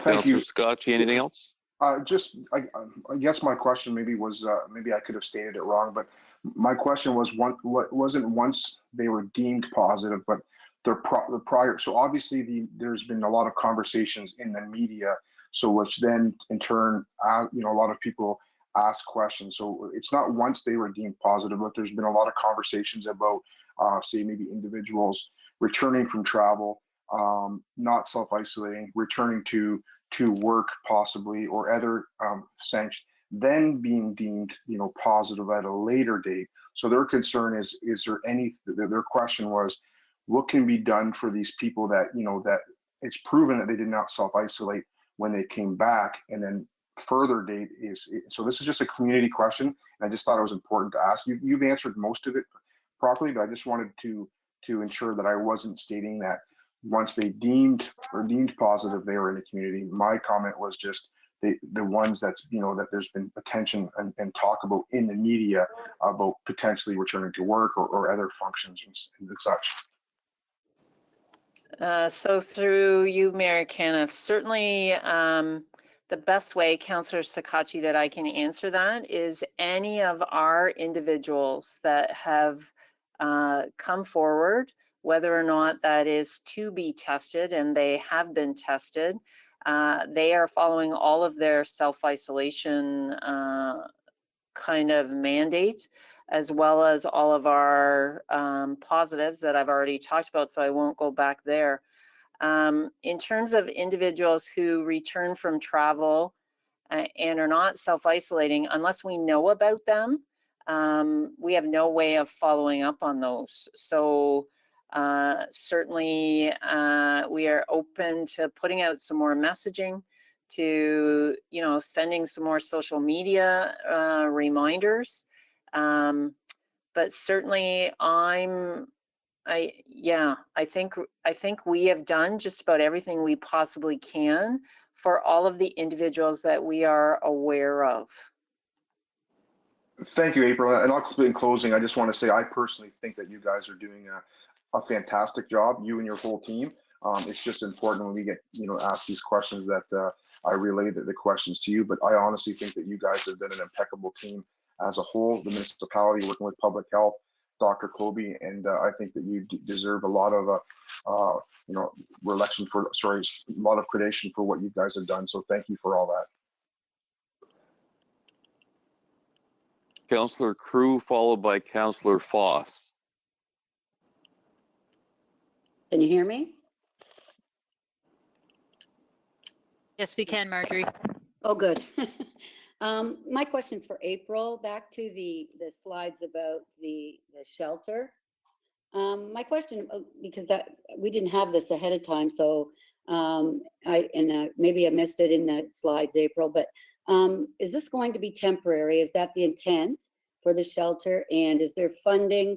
The government, both levels of government have been announcing all kinds of funding here and there and for different things. So it's really hard to keep track of all of that. But you would probably be looking for something that is really a good size. You would need the social distancing, and I would assume you would need beds and rooms and some family areas. Is that what you're looking at? And are you going to come back asking us for direction, or is it just going to happen and that's fine? But my concern was about the funding, because we're really all going to be pinching pennies over this next little bit. And over this overall presentation, and this question probably for Dawn, but is there something going to come back asking us to consider different levels of service. I don't think you want us to do this on the fly right now. And that's how I'm just trying to figure out where we're going with this presentation in April. If you could answer that, that would be great. So through you, Mayor Caniff, thanks for the question, Councillor Crew. So part of what we are doing right now is kind of taking a look and scoping out very, very quickly, because the need is certainly escalating day by day, to find a location to open up a temporary isolation shelter. Now, when I say temporary, we are looking at a timeline of approximately 18 months just to move people through, get people re-employed, assist with any of their other needs. So we have received funding for operational dollars, that is provincial money. And so we have earmarked a significant amount to go to operating some type of isolation shelter. The province has not yet come through with capital dollars in the event that we had to purchase some location for that. That's what we're exploring this week. But by 100%, we will be coming back to council with our top kind of location ideas for a go-ahead from council. And that might be an ask to take it out of our economic downturn reserve, with the hopes of securing some more funding as we move forward. Every day, the government's announcing additional dollars and additional funding. But the need is right now in terms of moving forward to get this running and operational. And we'll use any manner possible to receive provincial and federal dollars. But we will be coming back to council. Councillor Crew, with respect to your second, sorry, did you wish to follow up, or would you like your second question answered? I was just going to turn it over to you, Don, for the rest. Okay, thanks. Thank you, April. So in answer to your the rest of your question, tonight was about making sure that council had an understanding of what we had done to date over the initial couple of weeks, and also to share with council and the community what services we're currently offering. The intent is that we will come back to council in approximately 2 to 3 weeks and provide some additional recommendations as to how we can adjust levels of service and what that would mean from a staffing standpoint. So council will have some additional, certainly a lot more details in terms of the report, but we wanted to make sure people understood that we had already started to make some of those adjustments, and to ensure council was comfortable or supported where we're currently going. But we understand that with an event like this, in addition to us continuing to offer services, one of my previous slides talked about us requiring financial sustainability, and to respond to this event in a way that's in line with what council's directions are in terms of what services you want to continue to offer to the community in the mid to long term. Thank you both. The last speaker would be Councillor Foss. Oh, wait a minute. All right, yeah, Councillor Solomon, if you guys want to put your hand up there electronically, I'll get you in. Yeah, I did that a while back. I guess it didn't twig. Am I on? You're on. Yes, Yep, go you're ahead, up, Councillor Councillor Foss. Okay, thank you. I think tonight we've had a lot of good discussion on the COVID-19 and everything that the municipality is doing. And I'm very appreciative of all those involved and everything that they've done in putting the issues together, in making sure that we get on top of this. I think we can't emphasize enough the importance of this and the importance of what administration has done. And I think the statistics of us having a low rate compared to other municipalities speaks well of what we're doing is doing the right thing. The one question I have, and I think I know the answer, but we talk about traveling from the States into Canada and other parts, but this also applies to people traveling from province to province. Is that right?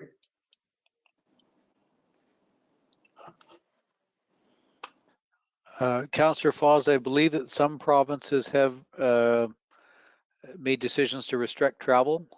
To the best of my knowledge, that has currently not, I have not heard an announcement about Ontario restricting interprovincial travel, but certainly there are other provinces that have done so. Nova Scotia and I believe Quebec have made some announcements in that regard, but I'm not sure if Mr. Norton or April have additional information. I have no information from my end, Dawn, so can't help you with that one. I'm pretty sure that New Brunswick has a policy in place there. So if you go from Ontario to New Brunswick, then you have to self-isolate. So, but I didn't know about Ontario. So anyway, thank you. That's my questions. Councillor Solomon. Yes, thank you, Mayor Caniff. Most of the discussion that we've had in the last almost 2 hours has been about the current response to the COVID-19 pandemic. So while I too appreciate the work done to date by our staff, I'm not going to repeat any of that. I want to speak to the longer term financial stability and the effects on the local taxpayers. Okay. I know we're going to get a report later this month, but I want to speak to it now so some of these things are included in it. I want to know what we need to do or stop doing to prepare for the problem that's going to hit us in the face come January 2021. You all recall that we were told at the last budget session that the 2021 proposed tax increase will be much higher than that which was proposed in the 2020 budget. And we felt pretty good at the end of 2020 budget because we were counting on increases in the assessment from new buildings, and we were counting on well over $1 million of new revenue from the casino, which is now closed. There's also, we weren't anticipating spending as much as we are at Erie Shore Road. And we also know, I've been listening for the last 2 hours, and a lot of what I've heard is going to engender new spending. So I want to make sure that our report that comes to us later takes into account the fact that, and I did hear finally after a long while, the mention that everybody's going to have to be pinching pennies in the next while. So many people are out of work. So many people are at the end of their financial means. Obviously, come next January, they can't be met with a tax increase. And I know that later in the agenda under item 12, we're going to hear briefly about some deferrals, but we should all bear in mind that there's going to be others who just aren't going to be able to pay this year. And so we all know, I take it, that we can't run a deficit as a municipality. So I'm hoping, well, I'm asking that we all get serious about the fact that we need to cut back any unnecessary expenditures and stick to our basic role as a municipality. In other words, just stick to our knitting, because it's not only now we're dealing with the health problem in our community, we're going to be dealing with the financial problem later, and that affects people's mental health and their well-being. So I wonder if Dawn can speak to that. I want to make sure that those things get covered because there is going to be no ability for a tax increase in 2021 or 2022, as someone pointed out. I think it was April. It usually takes 24 months to recover the financial side to recover. So, through your worship, thank you for the question. Dawn, Yep, thank you for the question, will those Councillor matters be addressed? I'll say to you, yes, and that work has already started. As you'll see from Gord Quinton's report later this evening, Gord's already starting to wrap his arms around the some of the financial impacts of this. I think it's also important to note that John Norton has been leading a team and has done a lot of work on starting to look at the economic recovery components and how we can help support our businesses to get them up and running as quickly as possible. I think there's going to be a number of different approaches that we're going to have to deal with this crisis, but I could assure you that the administrative team, it's actually on our agenda tomorrow. We had a discussion earlier today, but tomorrow, given the direction from council, we are already starting the discussions tomorrow and on Wednesday to turn our minds to exactly the issues that you've presented today. And I can assure you that that's front in mind for us. Job one for the last 3 or 4 weeks, and it continues for the time being, is still the health issue. But we're very, very sensitive to the fact that we've also got to wrap our arms around the economic impacts of this crisis. Thank you for the question. Your Worship, thank you, Don. Just because I commented on the financial issues doesn't mean I'm not equally concerned about the health issues, but I'm wondering if one of the areas you could also look into is we have allocated over $18 million for an arena/recreation project. I don't think the province or the feds will have any appetite for that during this period of time, and I'm wondering if that's one of the areas that we can look to for some money. I don't expect an answer, just please consider that among those things that you're going to be dealing with. Thank you, that's all I have. Okay, that is the last of the speakers. I just want to make a couple of quick comments. It's been some great discussion. There was a wide array of questions asked, so thanks for doing that. I think that with everything was asked, it helps give a better idea of what's going on. We mentioned, yes, about all the people, the municipality doing a great job, but firsthand, I've been working with all the senior leaders. It's amazing how they're stepping up. I wanted to mention as well, all the other people in the community that are stepping up, the frontline staff from healthcare, seniors homes, right to grocery stores, all the work they're doing. I want to point out all the business and individuals that are stepping up, donating. Councillor Kirkwood, I mentioned 140,000 was raised, and that's just the tip of the iceberg as far as all the wonderful things that are going on. I also want to thank all the people out there that are listening to public health, that are doing all they're supposed to be doing to stop this spread. So literally, it's thousands of people coming together in our community. That's what's going to bring us through all this. So thanks for the questions, and we'll move on to item number 9, deputations. Thank you, Mayor Caniff. This evening, we have received 3 deputations. All of them are on item 14B, Erie Shore Drive. They've all been submitted and forwarded to council. So council, you do have a copy of them. And as per the amended procedural bylaw, I will read them aloud now. The first deputation is from Sarah Vanderpelt. Good evening, Mayor Caniff, councillors, and members of the community listening tonight. Thank you for the opportunity to provide my views on reopening Erie Shore Drive, as well as my perspective on the lessons learned from phase 1 that need to be considered as we move towards phase 2 and a permanent solution for the protection of the shoreline and the dike. 3 solutions have been presented by Mr. Kelly and the Engineering Services Department to reopen the roads to residents. I am in support of the first recommendation to open the road to residents of Erie Shore Drive only and maintain the existing gates currently in place at each end of the road. Option 2, opening the road to the public, is not tenable. As municipal staff have witnessed, as well as many residents on the road, the public and media have ignored the signs regarding road closure, direction of traffic flow, as well as the multiple media releases, and have continued to drive, take photos of destruction and general gawk. This is unacceptable to the residents and unsafe for all concerned. The thought of changing the road to a private road is not one that is of interest to myself or others, as I have spoken to. Additionally, it cannot be reasonably achieved in a short period of time. Any discussion along these lines will require legal consultation for all parties and thoughtful consideration of impacts, including utility access to the right-of-way and related compensation, implications on ability of emergency vehicles to get to homeowners, as well as the reevaluation of property taxes, to name but a few. Therefore, option number 1 is a preferred option. It ensures the residents and all the related access requirements for emergency and utility vehicles can be met, provides a safe environment for those living and working on the road, and can be implemented immediately. I, however, question if the gates should be locked.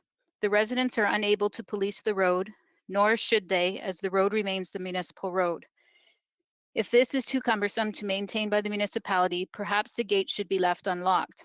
Although it doesn't guarantee only homeowners will access the road, the physical barrier will certainly deter many. Secondly, I would like to reflect on 2 observations or lessons learned from phase 1. First, it is my view that the municipality reacted too quickly to a verbal report regarding the state of the road and the urgency of the immediate steps to be taken, needed to be taken. To recall, this work was initiated after the conversation between Golder and the Engineering Services Department on February 27th, followed by an emergency council meeting on February 28th, and another council meeting on March 3rd, where it was voted to close the road. 4 days, and 2 of them were on weekends. Homeowners were told that they could be out of their homes indefinitely, that there may not be any road access, and at best, only the 2-meter service corridor would be available. This caused all stakeholders great anguish, grief, and expense as they rushed to remove contents from their home, find emergency accommodations, and secure their property, all of which could have been avoided. As I stated in my deposition on March 3rd, utility companies would require space to access the right-of-way that exceeded the 2-meter proposed, and our end result is an entire lane that would provide access to residents. Meaningful consultation with the utilities prior to going to the public would reveal this very quickly, and a response plan developed that, although still had been expedited very quickly, would not have caused the same extent of turmoil and mental stress on all of the parties. The learning is that everyone, including council, needs to take a sober second thought on any actions before proceeding. Ask questions, challenge assumptions, and together we will get a better answer. The second observation is the homeowners are not being heard. We know our properties, we know the lake, and we know the dike. Yes, there are consultations and meetings being held. However, the ideas put forward by the association are dismissed quickly and not given thorough consideration. As a result, subpar solutions are accepted. The best example of this is the location of the cement blocks. The homeowners brought forward a solution that had the cement blocks located on the center line where they are now located. It was dismissed as not sufficient. No one was listening. Consultation is not just a box to be checked. As elected officials, your job is to represent myself and the other homeowners, not to blindly accept recommendations from staff. The Erie Shore Drive Property Owners Association is made up of a diverse group of individuals, including engineers from a variety of disciplines, lawyers, business executives, accountants, and contractors, to name a few. We have experienced a knowledge and short line protection is our top priority. I want to pass my property down to my future generations, as do many others, so a permanent solution that benefits the farmland, Erie O, and Erie Shore Drive is in my best interest, as well as the communities. So please, as we move into phase 2, let us make the consultation and discussions meaningful so that we can get the best solution for all involved. Sarah Vanderpelt. The second deputation is received from Dave and Holly Patterson. We write this letter to inform council of the impact of its decisions. We were awake last night thinking about stuff. What the township does seem to get is that full-time homeowners didn't have the time to second guess the council. With the stroke of the pen and a subsequent vote, we had to be out of our homes in 9+ days. We didn't have a choice. With weekends, all businesses were closed. So we had fewer days. We were fortunate to get a mover to pack our things and get us moved by Wednesday that week. Suddenly, our homes were worth nothing. They would float into the lake without shoreline protection. Before the meeting, we were selling our homes at a loss, but it was still worth something. With a vote and the decision to fix the road, our home was worthless. For Dave and me, any decision made since the original meeting was too late. We did what we did based on the original meeting information, and we moved. We are more than a little upset. Between our house being worthless and the markets tanking and COVID-19, we are stuck. We did the budget. It is not good. Any subsequent decisions by council, we have been good for seasonal owners, but not for us. We get nothing. We have to live now while still paying insurance and taxes on the Erie Shore home. We will have to sell the car, and even then there won't be enough money. We will still be in the hole financially. Yes, eventually we might sell if council can give us access, but it would be at a greatly reduced price. Our home is not the same as when we lived there. Any decision tonight is a little late for us and all of the other full-timers. We had to leave. The council owes us for misrepresenting what we had to do for the evacuation. We were told the road would close indefinitely, maybe never reopen. At first, it was to be 6 to 8 weeks for phase 1, a year to a year and a half for phase 2. Then it was stated at a meeting that the road would be closed permanently. This was a recorded meeting, so that statement should be on record. We moved on both financially and physically. We no longer live in Ontario. Because the road is closed with no access and with limited security, we are unable to get any liability insurance alone. We can still pay insurance until June as long as we get our home checked weekly. Please understand that your decision in the past and now will have and has had dire consequences for homeowners on Erie Shore Drive. Dave and Holly Patterson. And the final deputation is received from the Board of Directors for the Erie Shore Drive Property Owners Association. Dear Honorable Mayor Caniff and members of council, since the state of emergency was declared in late February and the passing of the temporary road closure in early March, the Erie Shore Drive Property Owners Association has worked with senior members of administration to address issues raised both by our members and by CK staff. It is our intention to continue to attempt to work collaboratively towards a long-term solution for Erie Shore Drive. We are writing to express some concerns with the draft road closing bylaw and attached our proposed revisions. Gate security on the road. We are pleased with the proposed opening of the road to local traffic, as we have a great concern about the ability of property owners to access their properties for the purposes of maintenance, including the maintenance of the shoreline protection work. While we appreciate the security that the gate and locked provides, it should not be the responsibility of the residents to maintain or manage the gate, the lock, or policing of access. The overall maintenance of the road is the responsibility of Chatham-Kent. It should remain that way.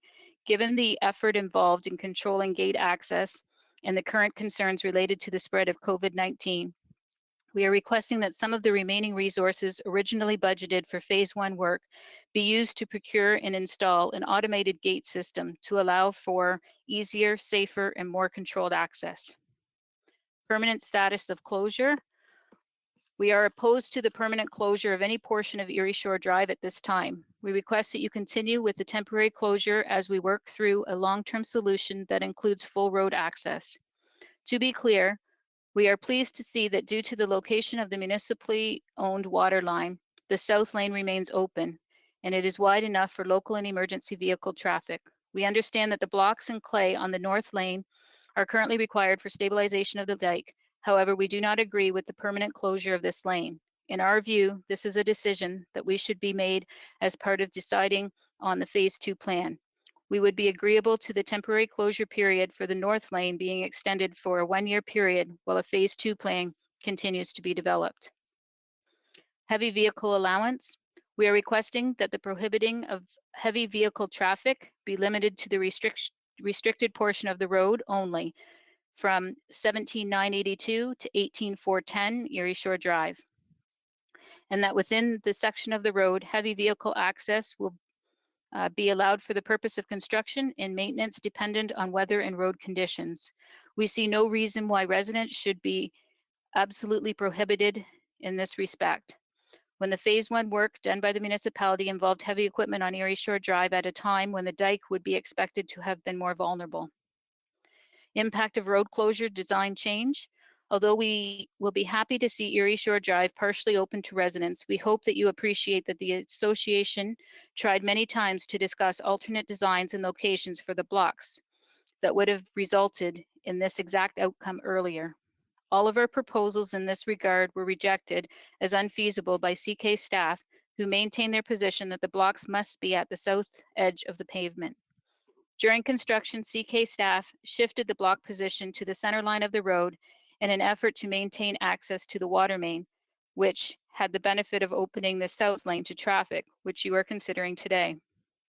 The messaging received at the start of phase 1 from CK indicated that it could be up to 2 years before access was provided beyond a small service corridor.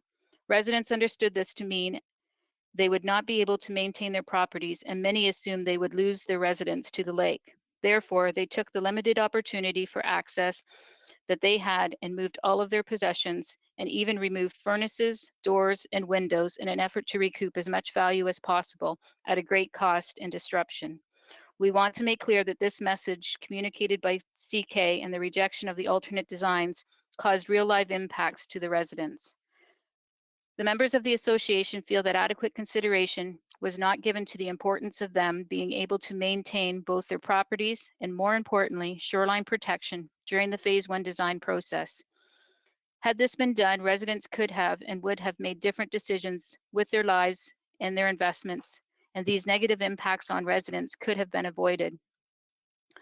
You should also appreciate that the shoreline protection works protect the dike and that maintaining them is essential to the safety of all infrastructure and properties, including ERIO and farmland. Please ensure that our voices are heard during the phase 2 design process so that a similar outcome can be avoided. High risk areas on road.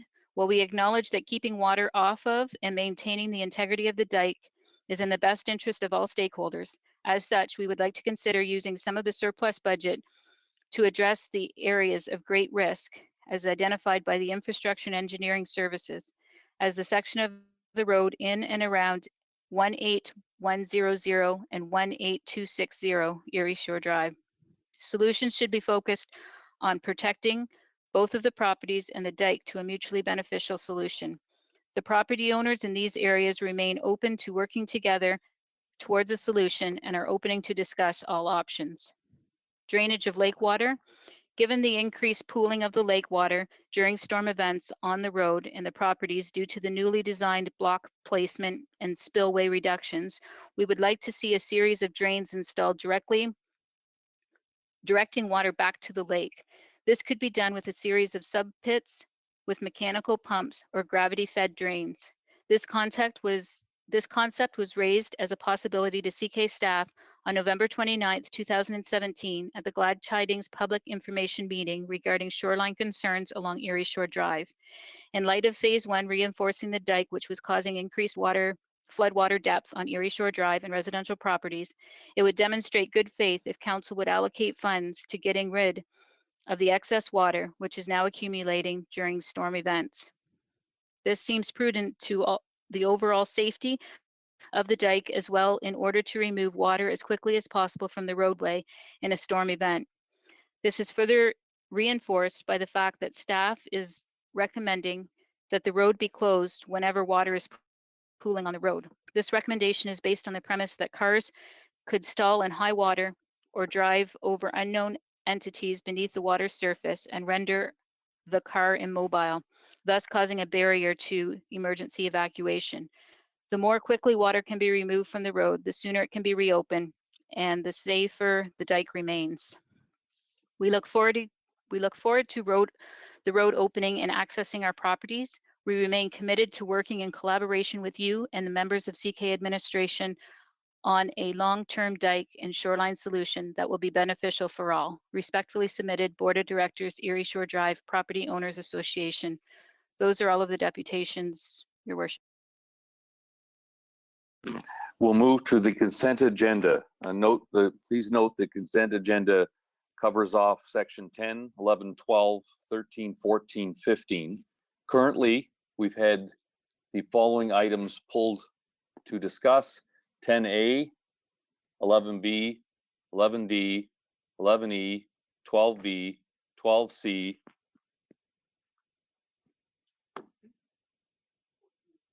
15A and 15B.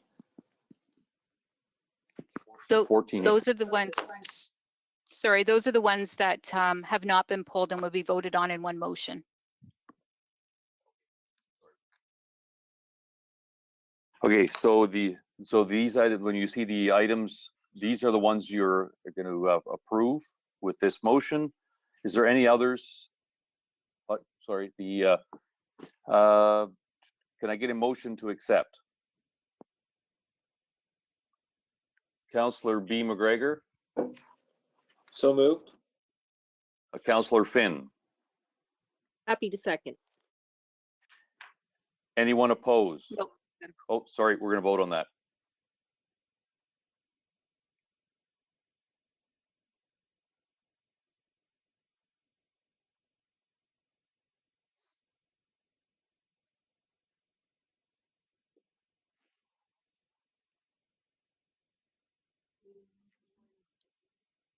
Can everybody remember to hit submit after you've checked yes or no?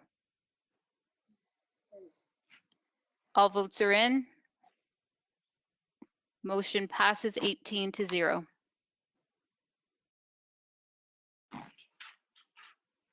Item 10B. Municipal website refresh project, survey results. Councillor Latimer, followed by Councillor Thompson. Thank you. Actually, Amy, I had submitted questions to you and you gave a very comprehensive answer that was copied to all of council and EMT. I really don't have anything further viewing the time, but I would like to talk with you more about pulling in someone outside of the municipality with regard to being a user of the system prior to it being reviewed after it's done. And that's it for me. Okay, thanks. Councillor Thompson. Yeah, thank you very much. I read through the report, and I'll admit I'm really concerned on one aspect of it, and that's in regards to the amount of feedback we got. I hear on a nearly daily basis, well, weekly basis, that the municipal website is terrible, it's broken, it's awful, yada, yada, yada. And yet when it comes right down to it, we had 66 whole people respond to the survey. What do we owe that to? Where did we go wrong?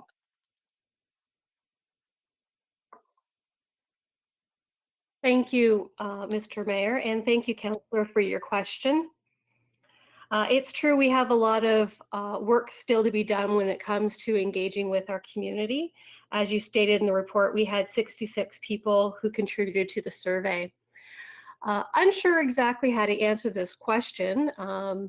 We did announce that we were doing a municipal website survey asking people for their thoughts and concerns with regards to the current municipal website. We did a media release. We posted on social media quite a few times. But as I mentioned at the beginning of my answer is we still have a lot to work to do to encourage people to reach out to us with feedback. We will continue to do that, as Councillor Latimer stated. We have started with some of our sub-sites, for example, CK Plan 2035 and our tourism website, engaging with tourism stakeholders and users, and also our SharePoint Advisory Committee. And with regards to CK Plan, we've been reaching out to our CK Plan Advisory Committee on that website. We won't be waiting until the end of the website redesign to work with our stakeholders and our users and our not-for-profit partners. Throughout the planning process, we will be engaging with them. We hope to bring forward a proposed taxonomy and engage with the users to see if it's intuitive and to interpret whether we kind of hit the mark, and if not, continue to go back to that drawing board before we continue with any coding. I know Catherine's on the line. I didn't know if Catherine had anything that she wanted to provide as being the director of IT. I think your question actually dealt more with the community engagement aspect. Yes, it certainly did. And I guess just as a follow-up comment, I mean, at 66 people, it would be pretty easy, had I known there was going to be 66 or somebody knew, to game those numbers. So I think they should take those survey results with a grain of salt. However, it does encourage me that this isn't the end of our engagement, because I think the municipal website is an important portal. Just one follow-up question. When we use the word refresh, are we talking a coat of paint, or is this a ground-up rebuild? It's complete redesign. The taxonomy will be changing, as well as all of the content. The current website is about 1,900 pages. We'd like to be able to review that and refresh it and cut down on the content so people can find things much easier, and reduce that to about maybe 300 to 400 pages. That's around where City of Toronto is. And what was really kind of nice, I know you mentioned 66 people is not a lot, but what we found was very consistent, as you mentioned, with things that you've heard on social media, that the content is incredibly hard to find. We have a search engine optimization priority where it should make things easier for people to find information. Information they said is too hard for understanding. We're going to cut through things and make it much easier, more to the point. So are we dumping the SharePoint backend, or will we be sticking with that? We're going to be sticking with SharePoint. What we have found is the initial project team, which was composed of corporate communication people as well as our IT, is we went through to find specifically other municipalities and other organizations that use SharePoint as the platform for their website. We were really pleasantly surprised to see some amazing websites out there that had wonderful functionality and tools through SharePoint that would meet our needs and meet the needs of our business units and our future hopes. What was also wonderful is we already have SharePoint. It's not something that we had to kind of, as you mentioned, dissolve and start again and have to purchase, any other software or platform. So we are going to be remaining with SharePoint, as it does help us to attain the goals that we've set out for this project. All right, that's to be honest, that's a little concerning. I've spoken to some IT folks, not a big fan of SharePoint. That's in industries across Chatham-Kent. The final question would be, and this is one that personally I'm very much concerned with, is the share engine, or the search engine rather, which to be honest is broken. Please tell me we're going to be fixing that. It is, and again, as the fact that we're using SharePoint, that is not necessarily the main issue or the problem. Again, I defer to Catherine if she'd like to also address this, but when we had disseminated the responsibility for the website to about 120 authors, rather than having it centralized with a small group of people, we were asking people to contribute to the website where it was one additional duty on their desk of many other duties. And so although people were adding content to the website, they were not putting in the meta tags. Meta tags, or the search engine optimization tools, is putting in the things that help Google and help the search engine find the pages appropriately. And that wasn't being done. So that is a human error, not a software or platform error. Again, I defer to Catherine if she had any additional thoughts, or to Gord Quinton.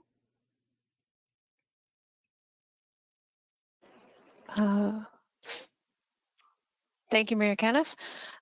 I think Amy has said it very well. So the technology is being optimized. However, the primary focus for improving the search is going to be around improving the content, making sure that the content is accurate, written towards the audience, the target audience for that particular content, and making sure that information that is obsolete is removed from the website.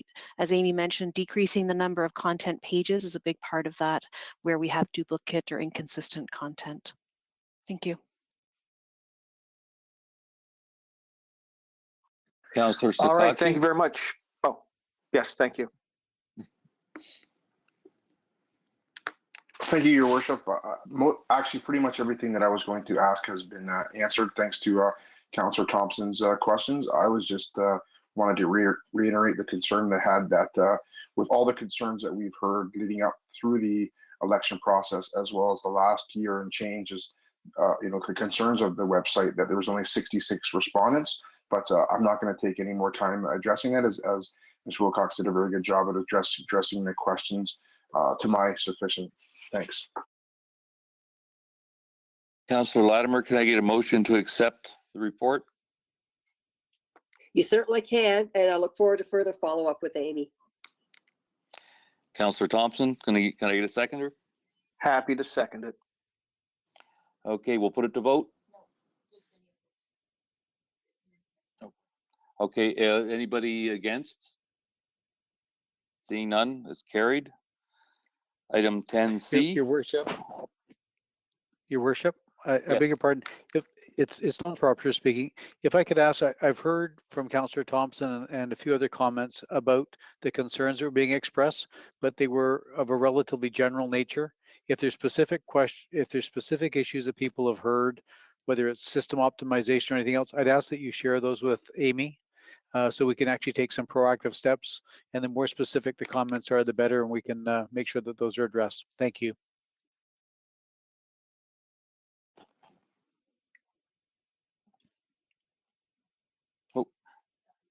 Sorry, item 10C. 10C, let's talk Chatham-Kent report. Councillor Latimer. Yes, again, Amy, you answered the questions well and succinctly, and I'll look forward to, I'll look forward to following up with you, but I don't have any further questions and we'll be happy to move the report. Thank you, Councillor Latimer. Just wondering, is there anything for the public that you would like to ask so the public can hear what those answers were? Well, I was just going to look in time. The one thing that I was considering,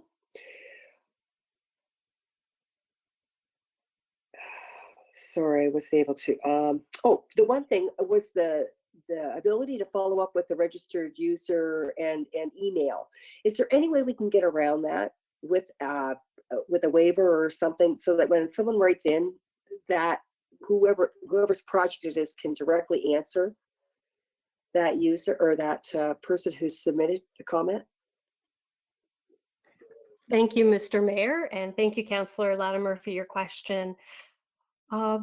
That is something that we could look into further. First blush, and as I had indicated in my answer to you, is being able to have the ability to do a mass email.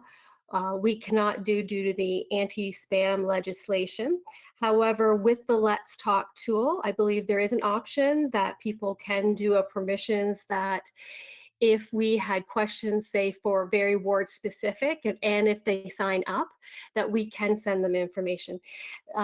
Let's Talk is a really dynamic and wonderful tool for community engagement. It allows people to provide input on community-based initiatives or projects, either anonymously or by signing up. So if they sign up, we would be able to do that.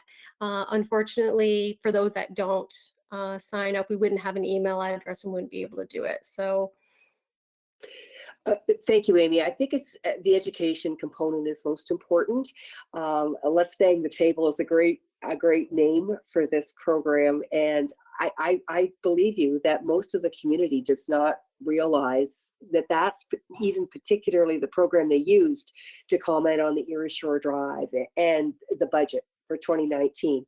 So I will look forward to hearing more about how you're going to educate all of us, municipality, as well as the community, and how we can use this, as you say, great tool to further our community engagement. So again, I'll be pleased to move the report. Councillor Kirkwood-White, will you second that? Yep, I was just about to do that. Thanks so much. Okay, anyone opposed? Seeing none, we'll move on to 10D, Municipal Bylaw Enforcement Team related to provincial COVID-19 orders. Councillor Harris. Hi, thank you. My question is around the financial implications of the report. The report states that there's no financial implications. However, through the mayor, my question is, are we tracking how much manpower, for lack of a better phrase, or how much human resources are being put towards this and other COVID-19 related initiatives?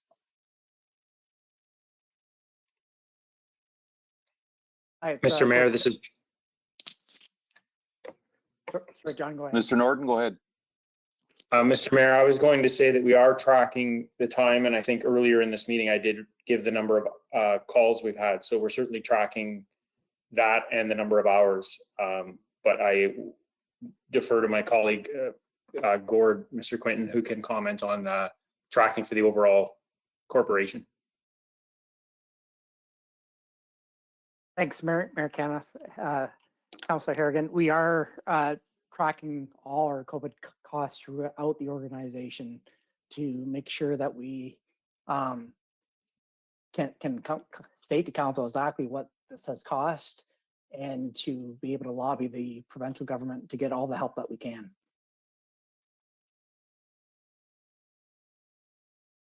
Thank you. That was my only question. I'd be happy to move or to accept the report. Councillor Latimer.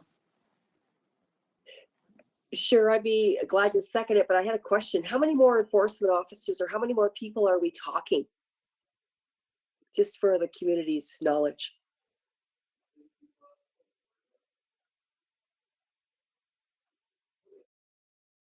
Mr. Mayor, so we have taken, I'm just trying to count here, we've taken 2 building inspectors and put them on this enforcement. We've also taken 1 planner and 1 staff member from the Provincial Offences Courthouse, and we have trained them to also be enforcement officers on this team. And in addition, we've taken 2 and now 3 staff to man the phones to receive the complaints and log them into the system.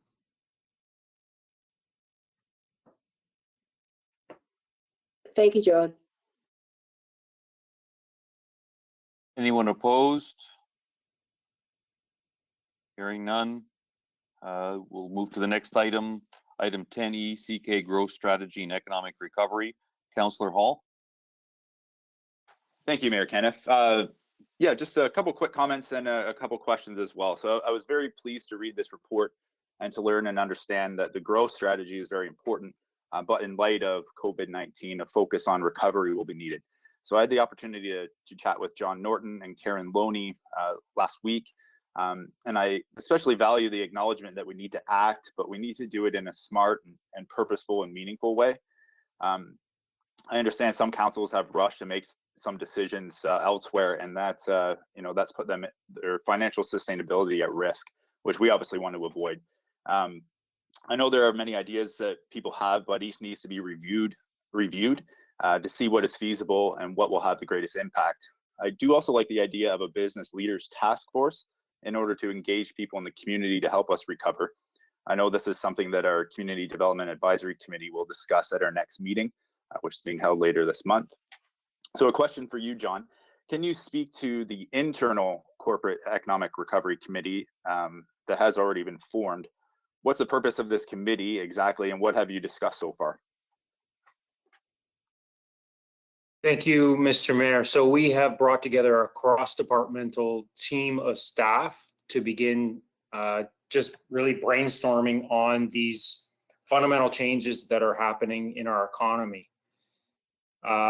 We've only met once. We are meeting again tomorrow, and we are thinking about the things listed in this report to council, like certainly reaching out and having a business leaders task force that we can meet with and hear ideas about what the municipality could do to help our local economy.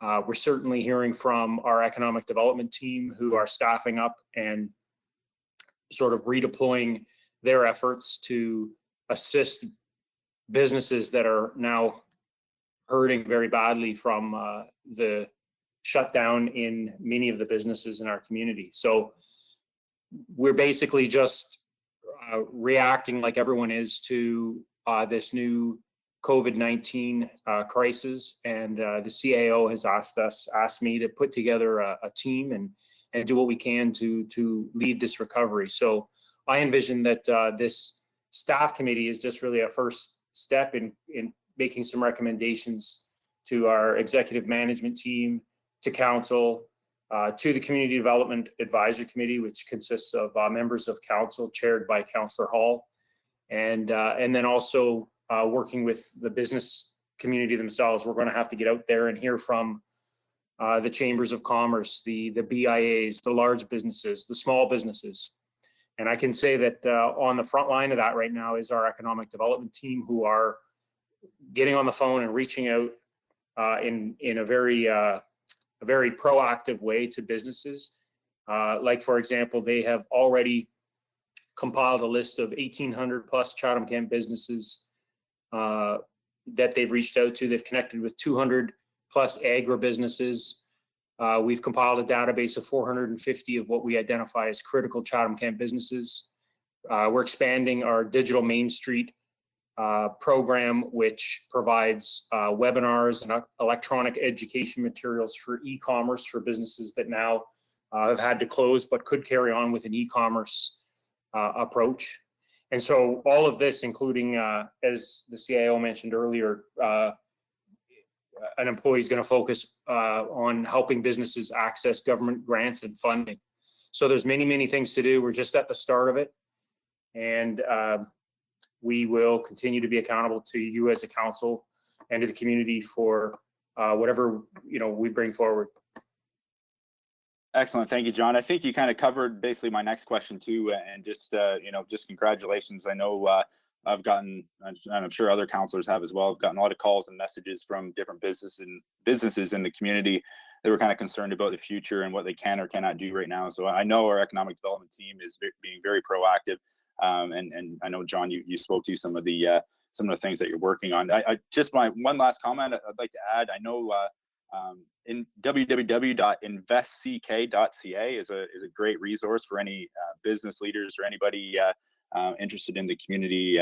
There's a lot of good information there to help us through this time from a business perspective. So thank you very much for the comments. I'd be happy to move the report. Councillor Tom. Thank you very much. You cut out there a little bit, so I hope I'm still there. I'm going to go ahead like I am. Not to be too contrary, obviously, to the hard work that was done. And I very much appreciated John's update in regards to the concrete measures and the action items that are taking place. But I had a very different feeling, honestly, when I read the report. One former councillor used to say when he'd see stuff like this, we sound an awful lot like government.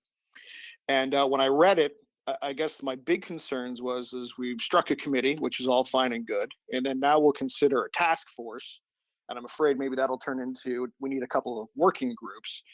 And my point is I'm concerned that we're going to again sound like government and act like government, while what I've heard from the residents and businesses is we need action. Nobody's approached me that we need a committee or we should strike a committee or a task force. They've approached me saying, what are we doing? What are we going to get done? So I think as we move forward, it is important to look at all the options and not go off too quickly, helter-skelter, in a scattershot direction. But at the same time is of the essence on this particular file. Otherwise, we will lose businesses while we decide what the best course of action is. So again, I spoke to the folks at Red Barn briefly today in regards to what's going on and what kind of help they can get. So I think it's an important step. I think it's a step we need to take, but I think it's important to remember that time is of the essence on this particular issue. So I'm looking forward to seeing some of those supports that we can put in place, obviously with an eye towards financial sustainability, because pay me now, pay me later, eventually that bill comes due. Those are pretty much my comments. If John wanted to, again, kind of reiterate some of the concrete steps and the timelines, I would be very interested in hearing that. I guess, Mr. Mayor, to be honest, I'm certainly here to take council's direction and even criticism, and I hear that. And so I think we could be criticized for not moving quick enough. I think we could also be criticized for moving too quickly and pretending that we have solutions when, frankly, we don't. We've had a lot of discussion about that internally, and I understand the concern about committeeing this to death. I get that. But right now, our businesses have been told by the Premier to go and stay home by their health officials. And we've been communicating out to all the businesses that the best thing they can do right now is to stay home and be healthy and safe. If we have some of our great egg families who can stay home and stay healthy, they'll be able to put crops in the ground and they'll be able to sustain and continue to move forward our economy.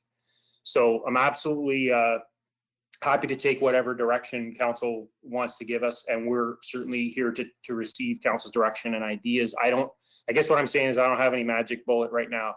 This is all brand new, and we are taking a bit of a cautious approach because some municipalities have come out of the gate and thrown a lot of money and tax relief at the various businesses, and as we know, municipalities can't afford to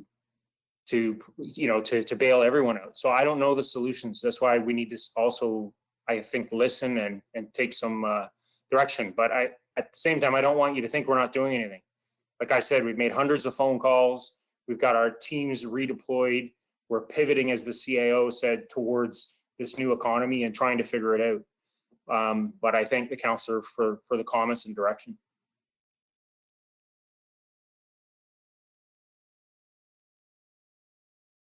Councillor Sakatchi.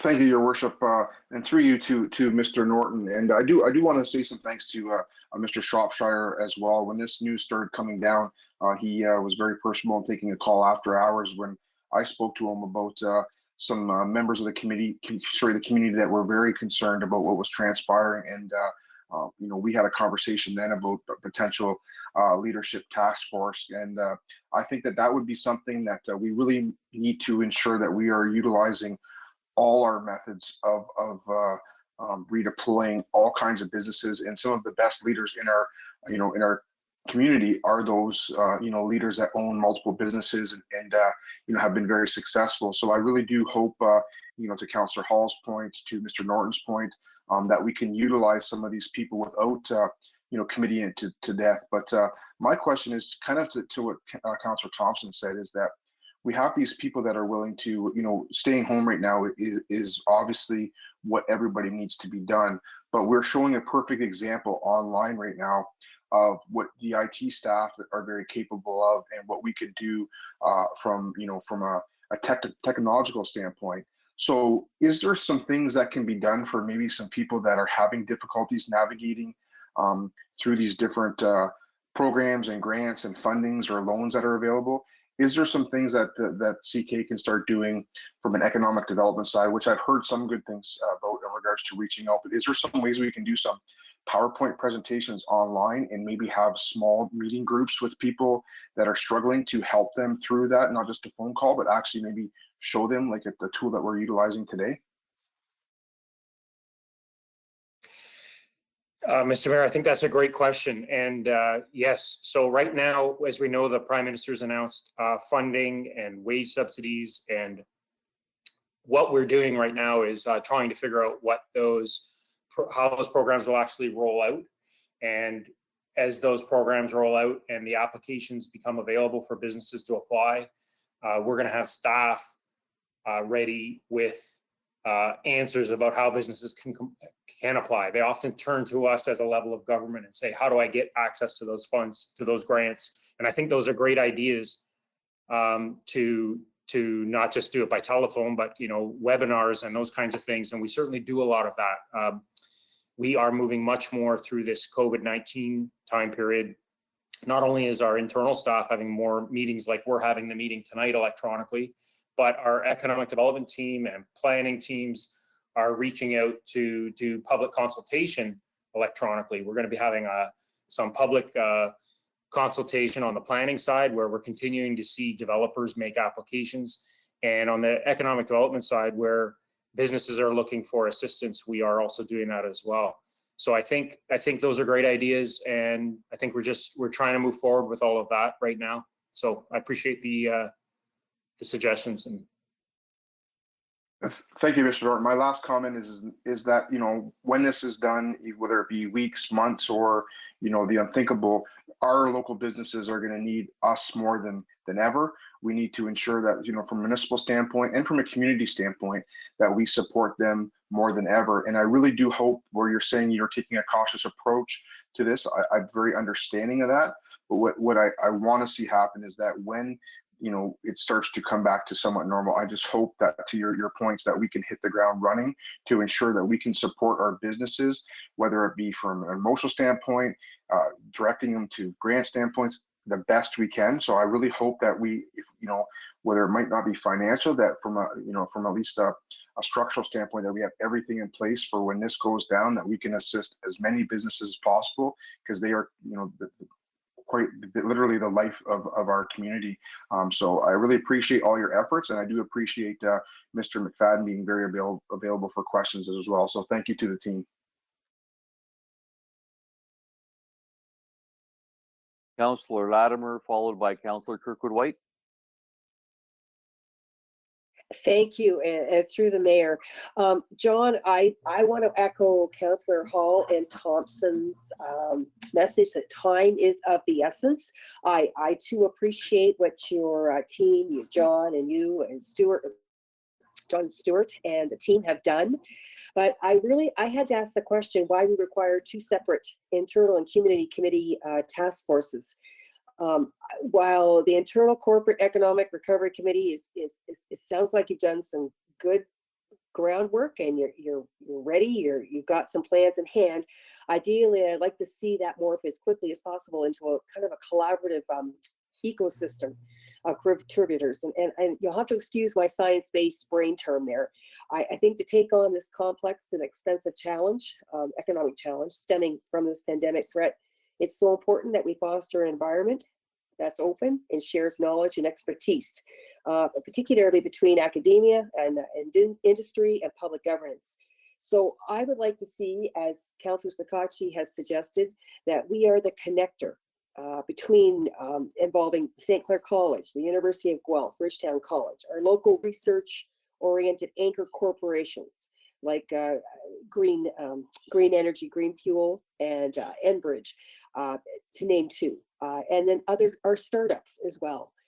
I think if you actually do your evaluation matrix and see what you want, you know what that matrix looks like from a corporate economic recovery point of view, you can work backwards, and you can actually, using the community meetings and being the connector between all of these three, academia, industry, and public governance, I think you might move as quickly as possible. And as Councillor Sakachi says, hit the ground running. Now is the time to have those meetings, to involve those community, or kind of, as I say, connect to those community partnerships and go from there. While everyone is able to meet this way, the kind of storefront business is quiet or quieter or much different from what they've been used to, and they are all looking for a means of a way to do business differently and to grow, just like we are. So I thank you for taking the time to listen to my viewpoints, and I look forward to sharing more with you, John and Karen, in this whole committee. Councillor Kirkwood-White. Thank you, Your Worship. When I was reading this information report, it sounded very similar to the report that I provided earlier in the meeting with regard to the community response and recovery strategy that's being developed for the nonprofit and social sector. And I would encourage Karen and John to have a conversation with Steve Pratt at United Way, just to see how that process for the social sector is being developed, to see whether there are some similar processes that can be put in place for this particular business sector approach.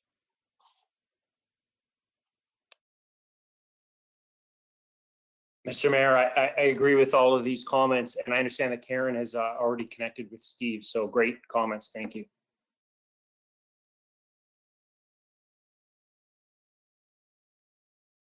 Councillor Bondi.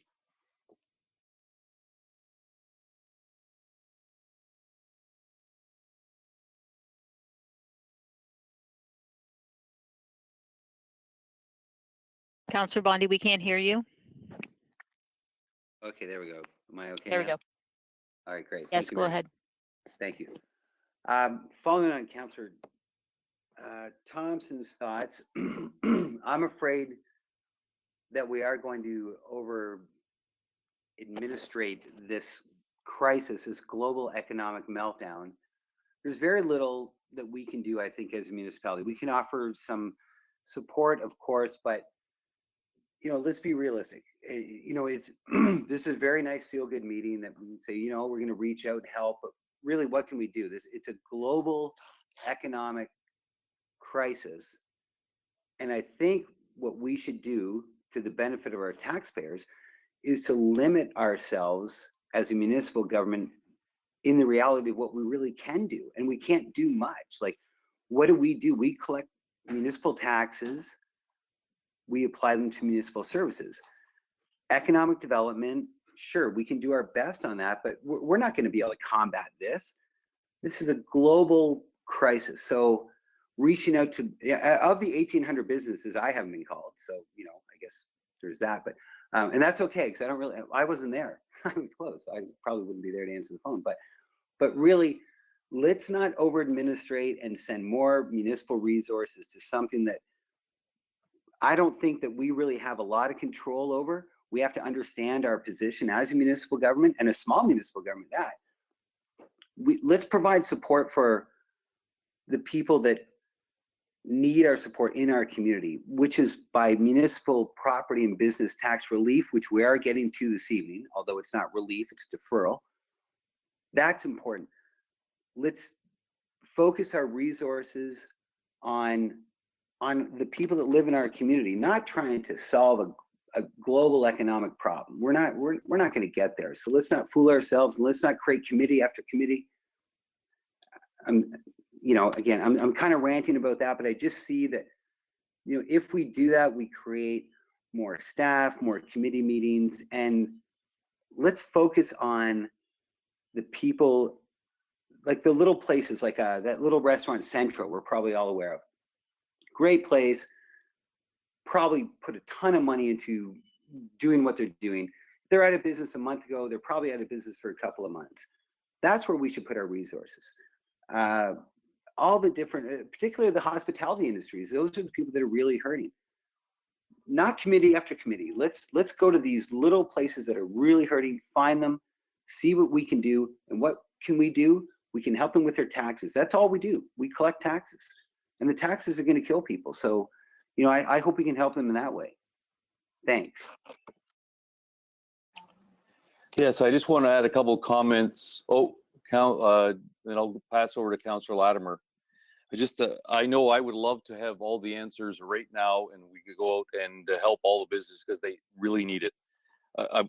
As we're looking, the landscape, federal and provincial money is over $100 billion is being put in the economy from the federal government, billions from the provincial government. We can't match that. When you look at what businesses need right now, they need money. They ultimately need their customers back, and they need services. So we can contribute our part in the community by getting our economy back to normal as soon as we can by doing the social distancing, all the stuff we talked about.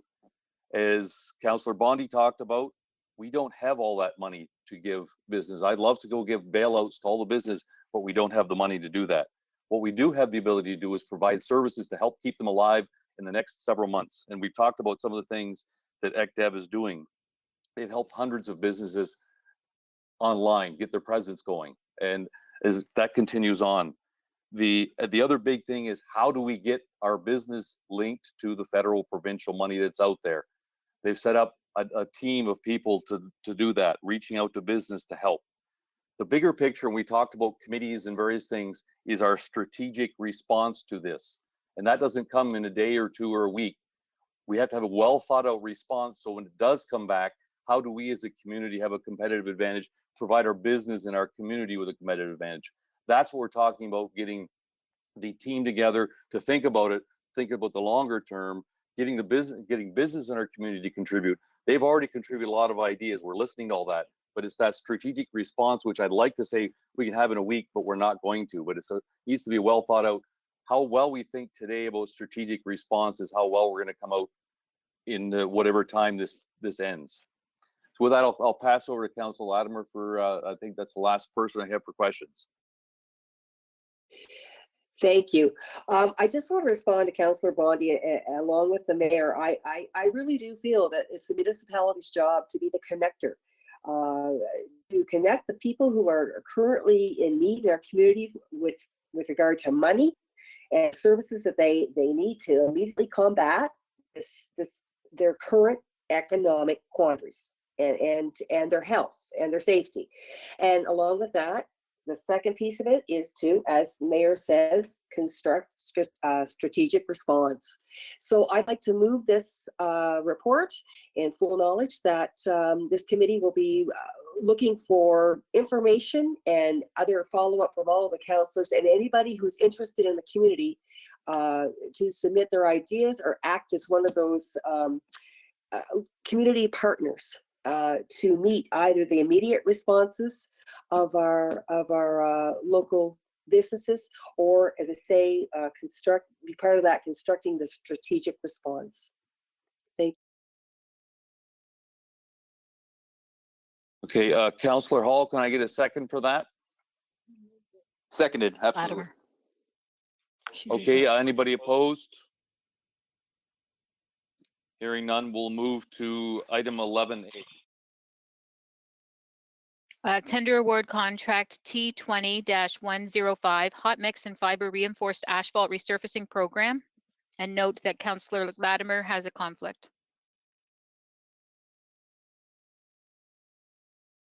Can I get a motion to accept? Councillor Finn. I'd be happy to make that motion. Councillor Solomon. Seconded. Okay, any questions? Hearing none, we'll put it to vote.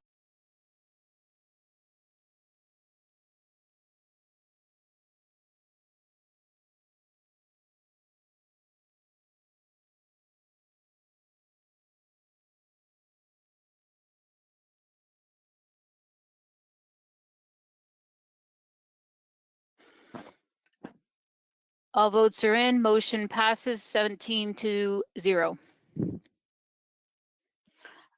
Next one, 11C, single source tender award contract T20-102A, fiber reinforced surface treatment. Councillor Latimer. I'd like to move this recommendation. I'd like to thank Mark McFadden, though, for answering my questions. And if Mark, if you could make that, just in view of time, if you could make my question and your answer a copy it to all the council, I'd be happy, as I saw it as a good opportunity for education.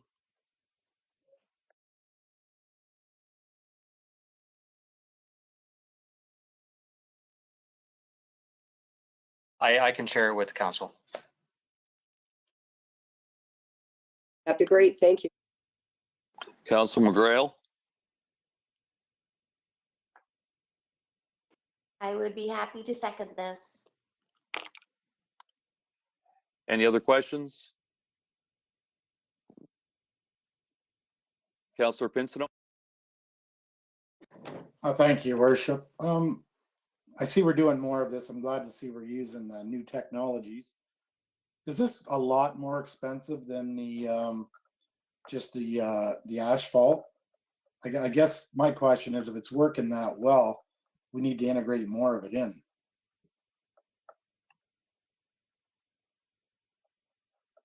Thank you, Mayor Caniff.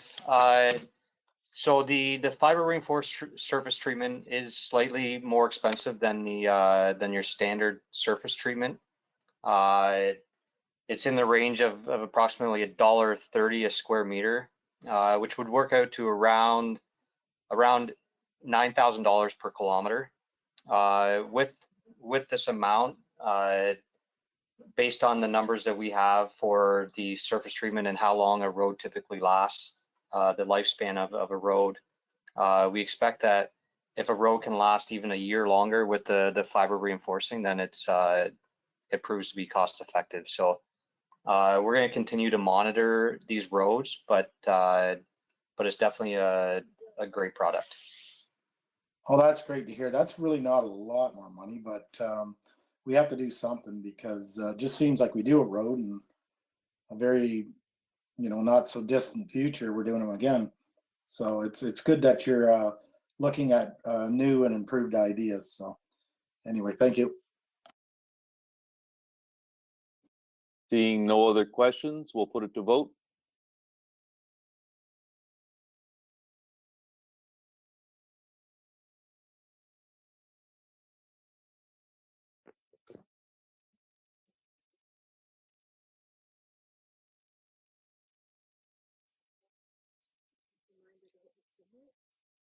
Waiting for one vote. Can everyone ensure that they're hitting submit?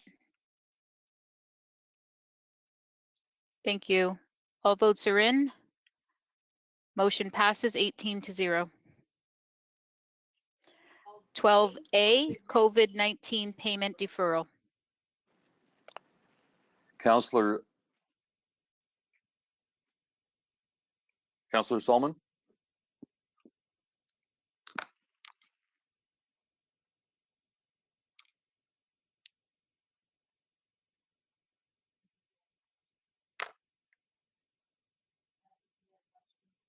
Okay.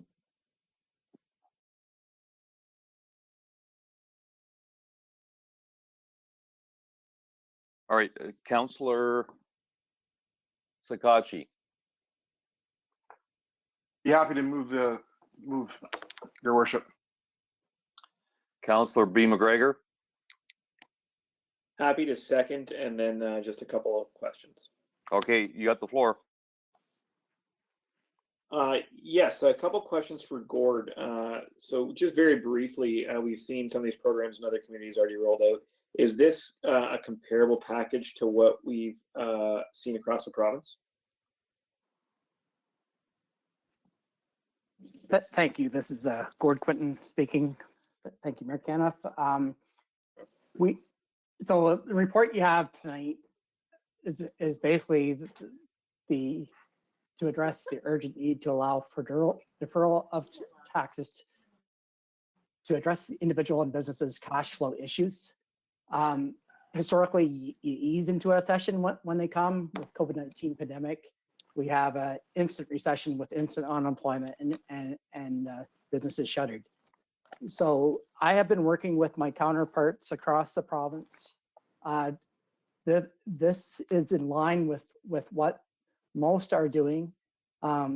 Some did react too quickly, and I would say overreacted, and are now desperately in need of cash flow funding from banks, and those banks are coming back and saying that they can't do anything to help them. So what we've done is taken a measured approach. It's a fair recommendation in line with what we're seeing across the province, and this is the start. We're planning on, when we bring our tax policy report and tax rate report in the next month, of pushing the August 4th due date back another month to September 11th as well, and to give all our taxpayers as much time of advance notice of those due dates so that they can adjust. The reason for this deferral is basically for cash flow. We know all those provincial and federal grants and liquidity in the banking sector, and that'll be flowed through banks and mortgage companies of over 500 billion that's on its way. All those programs take time to get here. This is something that we instantly could do to help in the interim until those monies flow to both individuals and to companies that need the assistance. Okay, thank you. And so I guess really the summary is that these are the tools we have to help with that cash flow issue. And I think, as we've heard from some other speakers tonight, we're constrained as a municipality with what we can do. And can you maybe comment on the challenges we face in trying to offer assistance in comparison to other levels of government? So we do always talk that in the end, there's only one taxpayer, but there are differences between the levels of government. As a municipality, we're not allowed to budget for a deficit. We may have a deficit for 2020, depending on what happens over the next few months and how long this pandemic goes on. So if we do have a deficit, well, then we'll have to fund that in the subsequent budgets. So the federal and provincial governments can take a much longer term approach. They will be piling a lot of money into both the health response and into the financial response with support for both individuals and businesses. And after this is all done, I would expect a lot of stimulus funding to get the economy rolling again. They'll do that by deficits, running very large deficits over the next couple of years. In our position as municipalities, we just can't do that. It would be our local taxpayers paying the bill. Understood. Thank you. Councillor C. McGregor, followed by Councillor Crew. Thank you, Mayor Caniff. Just wanted to bring a little bit of information that didn't make this report from the PUC. So just to add to what we are looking at here, the PUC is not going to, or is not charging interest for any of their customers for the 2020, which is approximately 3 months now, January through March, and will continue not charging interest for overdue amounts for residential customers until June 17th. All other customers will be charged interest for any overdue amounts beginning April 1st, and will not be disconnecting residential and small general service customers relative to non-payment until after July 31st. So all other customers may be disconnected for non-payment, however, will be dealt with on an individual basis. So these are just two things, and they're basically a deferral. If someone can't pay, then they'll not be shut off or charged interest. What we're trying to do is still have people that can pay do so, and the ones that can't, then they don't. So this wasn't in time to make this, but it is my understanding that when the news release comes out, that Mr. Quinton will include this in his report for PUC information. The only thing extra to that, because we are talking a lot about it tonight, is Erie Shore Drive. Anyone on Erie Shore Drive that called in for water service shut off due to the evacuation had all their fees for that disconnect waived.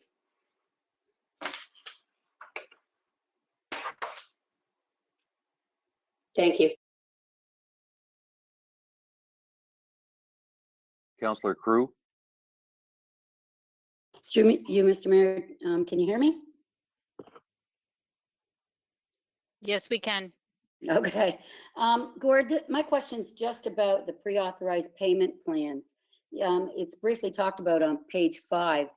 And it says that people can opt out of their pre-authorized payment plans. And I'm assuming that that would be residential folks mostly, and they would opt out, but that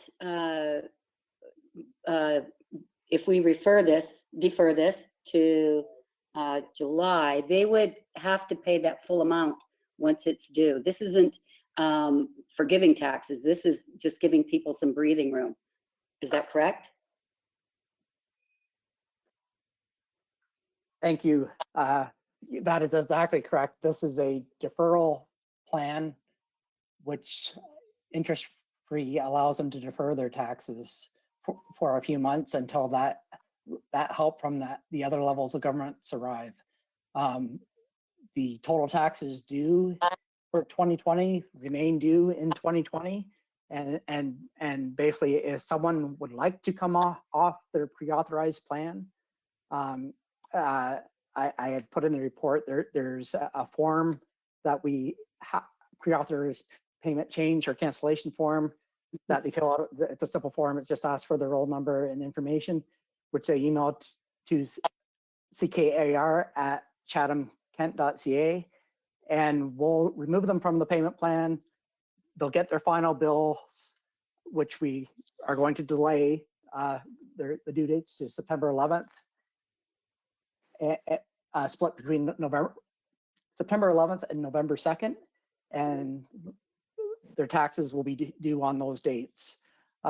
So it's an option for them to consider to have interest waived to July 10th as we move that the upcoming due date that was on May the 1st over to July 10th. I would like to emphasize the interest that we're waiving is just on the current year taxes, as the COVID-19 pandemic hit this area in early March. So for taxes that are in arrears from previous years, the interest is still being charged on past arrears. But for the current 2020 year, we're waiving interest from April 1st to July the 10th. Okay, and we're changing the due date from May 1st to Friday, July 20th. Friday, July 10th. Oh, 10th. Yep, sorry. Thank you very much. Councillor Bondi, followed by Councillor Latimer. Thank you, Mayor Caniff. Gord, thank you very much. We did talk about this through email a couple of days ago. There's been some questions from others and from other municipalities of reevaluating the 2020 budget, which we've passed, considering the unforeseen consequences of what's going to happen. My first question is that a consideration? Is it legally even possible for us to do that? I don't know that we've passed the budget. I know that we passed the budget, but have we passed the tax rate? I don't know. And secondly, is there anything that we as council, or more importantly, you as staff, particularly in your finance department, can do to look at cost savings, considering the unknown, which is, for instance, perhaps we're not going to have these summer staff, these student staff. Well, there's got to be some savings there. There's got to be some savings in different parts of the budget. Whether or not that stuff needs council approval, I'm not sure. But Gord, I'm sure you can clear us up on that. But primarily, the biggest question is the 2020 budget. Where are we on that? Is it something that should be reevaluated considering the events, or I'll wait for your answer, Gord. Thank you. Thank you, Mayor Caniff, through to Councillor Bondi. That's a very good question. I've been working with groups of treasurers across the province on many committees, and we have these discussions all the time. We have scheduled meetings a couple times a week. So for the first question, can you reopen the budget? Yes, you could with a two-thirds vote, because we have not yet got to the point where we're passing our tax rate bylaw. But time is of the essence, and I have to remind people, although it seems like about 6 months by now, we're actually only into this declared emergency from the province by just around 3 weeks now. So I think it's way too premature to be thinking that we need to reopen the budget, and I recommend against it. But that doesn't mean that we aren't going to be searching for every savings we can on things that we're going to stop providing to the public while they're not allowed to gather anyway. So for Councillor Bondi, I know you like tennis, so just use example. Tennis courts are thank on you. the list of closed. If there's some savings there, we need to find those dollars. So we need to go through all our activity. We talked about the flowers later, flower planting earlier in the night. We need to go through all our services, find all the savings we can, and reallocate them to where they're needed, which is mainly in the public health and Riverview Gardens area right now. The big question that we have is April has seen lots of announcements coming, and as she says, there's daily new announcements coming for funding to help for the health crisis. What is being talked about in the background between all municipalities, treasurers, and the province, with meetings we're having with them, is on the rest of the business, the financial crisis for municipalities. So that can be from our loss in interest income because of bank rates dropping, to lack of user fee options, to the casino being closed, to just a large amount of revenue decreases. Transit's a big issue across the province, and I'll give you an example. The city of Toronto is losing close to $65 million a week on this pandemic. So we're not in this alone. Across the province, we are putting together the common message, and we'll be asking for council's support when they come back with the next report that we've discussed tonight. For what do we want to ask the province for exactly, other than just help in general. We want to narrow that down to what we think that they should be helping us on. That's not related to the health crisis, where there obviously is front and center and already working on that. I think I've forgotten the last part of your question, though. Have I missed something? Actually, no, Gord, the last part of my question, the second question was, do we look internally? Maybe you've kind of sort of answered it. Do we look to, actually, I think you did really answer it, but our reduction in services, which you did answer, is that where we're going to find some savings? Just with the whole, the new kind of reality that we have. I was really thinking about a specific, that we're not going to hire approximately 150 summer students out of 180 that we typically do hire. So there was that. So there's a way that we're gonna have some forced savings, and I think you did touch on that, but yeah, maybe you already did, Gordon, and I was paying attention, but yeah, I think that reopening of the budget was the biggest question. Where do we find savings in a forced way? And is there effectively any other suggestions that you or EMT would have, and where we can find a way to combat what's going to happen to our local economy? We're not going to lose it just through some property taxes, which we're deferring, and that's a nice thing to do, and we all appreciate that. But we're going to have tax failures. People aren't going to pay their taxes. So if we can find some savings, you know, not in layoffs necessarily from the municipality, that's going to be part of the equation, of course, but in these services that we're not going to be providing because we can't, because of the epidemic that we're in, those are what I'm hoping that your department, your team looks to and finds without direction from council, which I'm sure you guys can do because that's your job. So I'm confident what you're doing, Gordon. Again, it's a very convoluted question. I thank you for your answer. Thank you, Councillor Bondi, and that's exactly what we're doing. Of course, EMTs and the entire management team's immediate concerns. We're on the health side the last couple of weeks of getting through all the regulations and getting, you know, our biggest concerns were with public health and Riverview Gardens and getting them set up to succeed through this.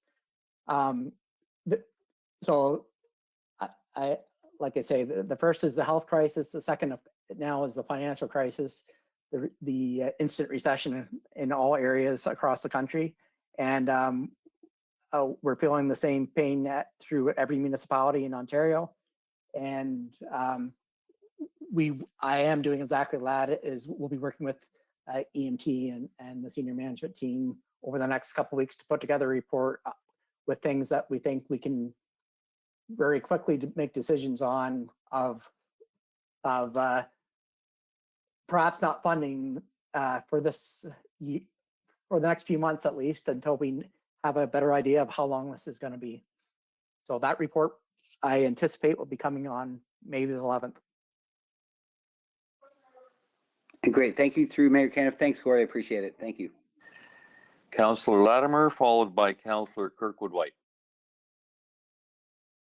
Thank you, through the Mayor. Gord, I want to thank you for your confident, solid financial advice and counsel at this time and as always. I think it's a real tribute to yourself, your team, and your predecessors, actually, because we, from past, making past financial improvement decisions and wise decisions, that we're even in a position to consider how or anticipate how we're going to manage the 100,000 plus payment deferral costs and the 2 to 5 million loss of our municipal service revenue over the next year and following years, maybe even.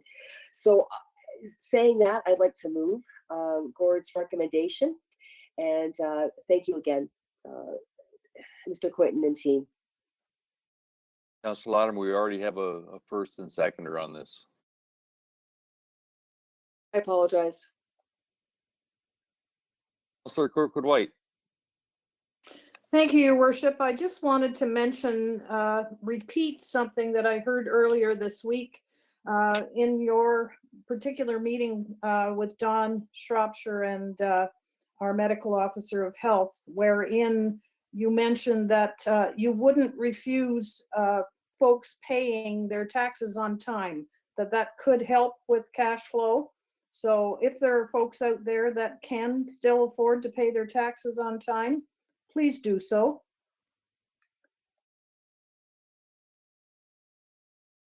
With that, seeing no other questions, we'll put it to vote.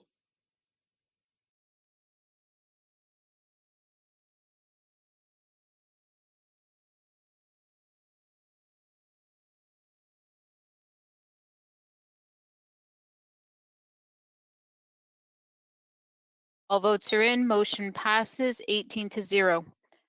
12D, motion by Councillor C. McGregor re multi-year budgeting.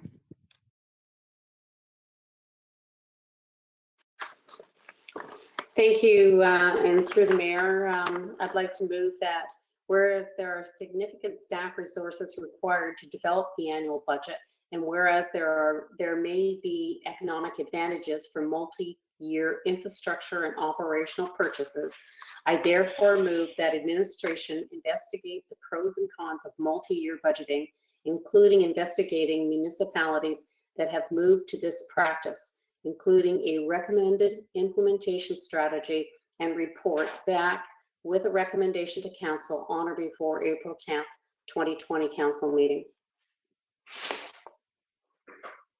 Councillor B. McGregor, can I get a second on that? Yes, please to second it. And Councillor C. McGregor, you want start some comments? Yes, thank you, and through the Mayor. And I know we've talked about this before, and I particularly noticed it through going through the budget season this year, that there are other municipalities that are doing either 2 or 4 year budgets and lumping into or doing a multiple year budget for the ability to help infrastructure or infrastructure needs for whether it be bidding on contracts and different reasons within the municipality that we may be able to find some cost savings. And there's a lot of time and effort that goes into the budget. And the other side of it that seemed to really has stuck out to me in the number of years since I've been there is to maybe to try and remove some of the politics from the budget. When we first come on as a councillor, you get in December and you're expected to pass this amazingly large budget of all areas of the municipality with actually no experience or understanding under your belt, at least for some of us. And I will put myself in that bracket, and I won't put all of you in that bracket because some have an accounting background, but not all do. So it's a very difficult process to go through, especially in your first year of council. When you've got a year under your belt, you're starting to really understand all of the different areas within the municipality that affect the budget and how the decisions we make at the table at that point of time can affect all of the taxpayers within our municipality. So removing that, and then the other side of things would be when I noticed, or what I really noticed was our last term of the last council. You know, we were heading into an election, and therefore there were a lot of times that council would just refer decisions over to the next council. So we're putting it all in the hands of a brand new council that didn't have the full understanding again, and the knowledge or some of the back history. So I think that, you know, if we could get to a multiple year budget, whether it be eliminating that first year of a new council, or even possibly eliminating the last year of a council, and that may not work depending whether you went a 2 or a 4 year, but I'd be very interested to see how this has worked within other municipalities and to better understand, and maybe it's a combination of things. I know after this budget this year and hearing about other ones, I went and I spoke with our CAO and Mr. Quinton and Councillor McGregor about this, and we talked about it. And you know, some of the writing, and most of this helped me with this was Mr. Gord Quinton, because you know, I don't want to, and especially with all that's going on right now, I don't want to put anybody in a situation of having to come up with a report when our hands are tied. And they may, you know, depending what happens with COVID-19, and I know everything is going on with Erie Shore Drive and everything, you know, that may be coming back to ask for an extension, which I have no problem with that, but I would like to see and hear and understand what our financial department think of this idea, and if this is something that our municipality could benefit and our taxpayers could benefit from through some cost savings that could be achieved.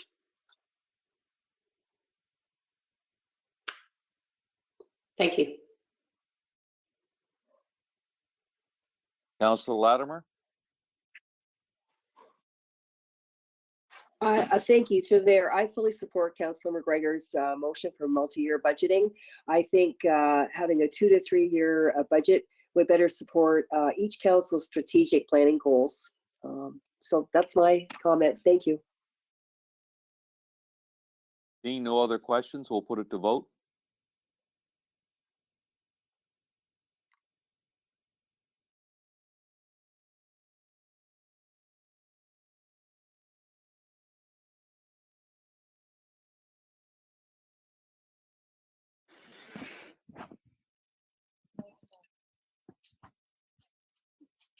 All votes are in. Motion passes 18-0.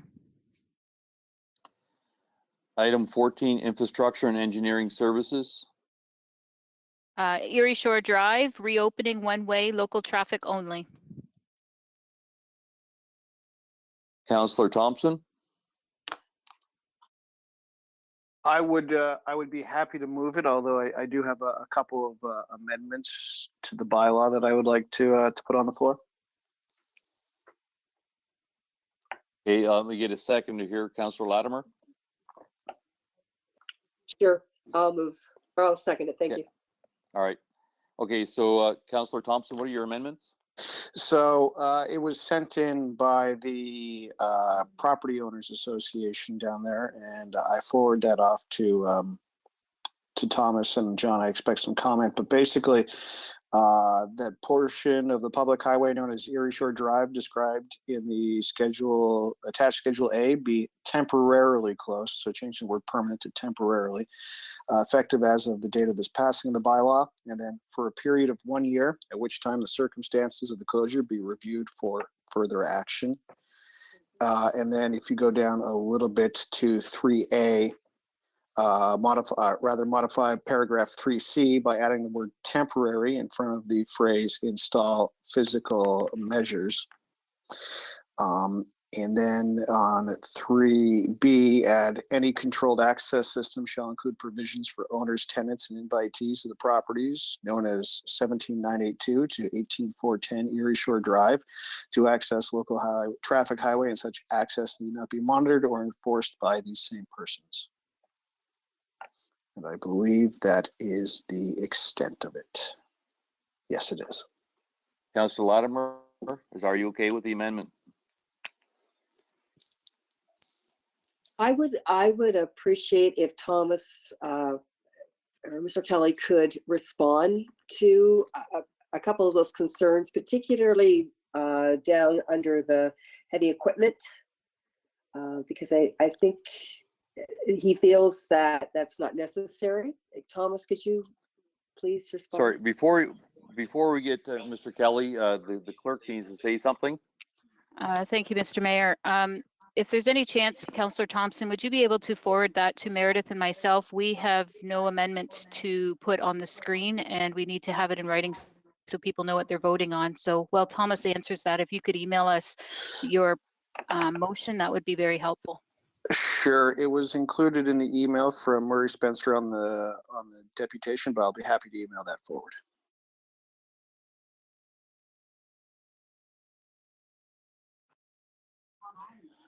So, Mr. Kelly, do you want to respond? And then Mr. Norton, if you have anything to add. Thank you, Mayor. So the designation of highway heavy vehicle restriction is really meant for through traffic. It's been a long-standing practice within Chatham-Kent that when we do have that situation, that we always allow heavy traffic travel on roadways for the purposes of doing businesses on various properties. So this can be construction vehicles, dump trucks, whatever the case may be.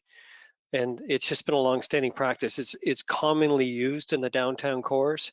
You'll see the no truck sign with the line through it. And you know, they can still make the deliveries, for example, down that road. So we don't stop that. So it's been a long-standing practice. It's not necessary. It can be added if necessary, but it's already a given by our mind.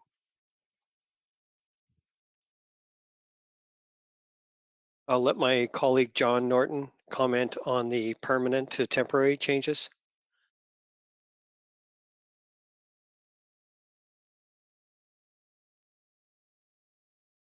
Thank you, Mr. Mayor. So the question of temporary, this was really brought up last time when we were talking about closing this road again. I understand the Property Owners Association has this afternoon again asked that we change this from a permanent closure to a temporary closure of the north lane. And further, I read in their proposed amendments on the bylaw that this be reviewed in 1 year, at which time the circumstances of the closure be reviewed for further action. The use of temporary is normally only used when a road is under repair. So it suggests that the north lane of the road will be under repair and reopen at some point in the future. The work done to date on the north lane doesn't make that seem likely. I would also add that council cannot reopen a road at any time you want in the future. So whether you close it temporarily or permanently, it really makes no difference to the extent that it still needs to come to council and be reopened. So I suppose the word temporary is being used here because it provides some semantics and comfort, some comfort, I guess, to the people that are proposing it. But my worry would be that only that the use of the word temporary could be misleading to the public or prospective property buyers who might come to think that the road is under construction or will not remain in its current condition for any length of time. But I guess if council wants to, you know, if the purpose of these amendments to the bylaw, I guess, are also to, I was wondering if they were also to try to ensure that administration and council do not forget about Erie Shore Drive, especially with the request that it come back within a year. So I guess I was just thinking on that I don't think they have to worry about Mr. Kelly or myself forgetting about Erie Shore Drive. Erie Shore Drive is permanently etched into our work. So we're not going to forget about it. We're going to move forward with the plans for a permanent solution. So I'll just stop there with those comments unless anyone has any questions. I'm going to go to Councillor. I'm going to go over to Councillor Latimer. Does that answer your question? For you able to second the motion from Councillor Thompson? Well, I'm confused. I'm seeing recommendations, right? That we have to move that, but then we're voting on the bylaw, right? is that the bylaw that we're changing? Because that's what Councillor Thompson is referring to, correct? That's correct. Recommendation, sorry. Recommendation 1 is asking that council approve the attached bylaw. So if Councillor Thompson is making amendments to that bylaw, it should be an amendment to the bylaw. We can do that as a separate amendment to that motion. Yeah. Okay, that makes more sense. Yeah, we're just trying to get the wording so that we can put it up on the screen so council's aware of what they're voting on, but we're struggling a bit, so. Well, maybe my question is to Councillor Thompson. Viewing Mr. Kelly's response, do we still need do you feel that the property owners would feel confident that they wouldn't need to put their changes in there for 3D or down here? Oh boy, I'm looking at two for 3D, right? And F, I guess. Is that correct? If you look on the bylaw, again, this was sent in, and I did forward the bylaw off to Judy and Meredith. It's it's right on there, right on 1. It's attached Schedule A, be temporarily closed. That's kind of the key one there. Then adding in for the period, I would imagine they mean of up to 1 year, at which time the circumstances of the closure be reviewed. And then when you move down to point 3, it's modifying 3C, again, to add the word temporary into the phrase physical measures, and then adding a subparagraph into 3C. Again, any controlled access system shall include provisions for owners, tenants, and invitees of the properties to access the local traffic highway, and such access need not be monitored or enforced by these same persons. While we work, I still did have some comments and some questions if we're looking to buy Judy and Meredith some time.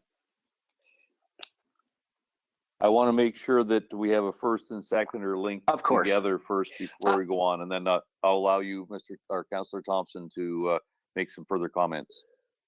Councillor Latimer, are you good, or do you want to change that? No, let's second it the way it is and get it on, and so we can deal with it then. Okay, Councillor Thompson, so make some comments, and then I'll move on to we have other people that have questions. Yep, of course, and I'm cognizant of the time, so I'll try and keep this as short as possible. I guess my first question would be to Thomas. I know that there was a lot of heavy lifting and a lot of hard work done. I was curious, though, when we had this permanent temporary quandary in conversation the last time we pushed, or rather you pushed for a permanent closure. You were very impactful and forceful on that, and yet 4 weeks later, here we are looking at reopening the road. I want to know from a work done, how was that accomplished, that we went from a potential permanent closure to just a 4-week closure? Well, essentially, it was, again, based on the recommendation from Mr. Norton, which he just described, that if it's under repair, that it would be a permanent closure. And if we're looking at what the work we've done, the north lane still really fits that condition. And it's the south lane that we're open to changing. Okay, hang on. That's not exactly what I meant. What I mean is when we had this last meeting in regards to this short-term phase 1 work, you were fairly adamant that there would be no road left, that the scope of work was too intense, that we were going to have to close that road. And from the deputations, they have it the same way I have it. There was no expectation that road would ever reopen, and here we are 4 weeks later, reopening the road. So how did we get from there to here?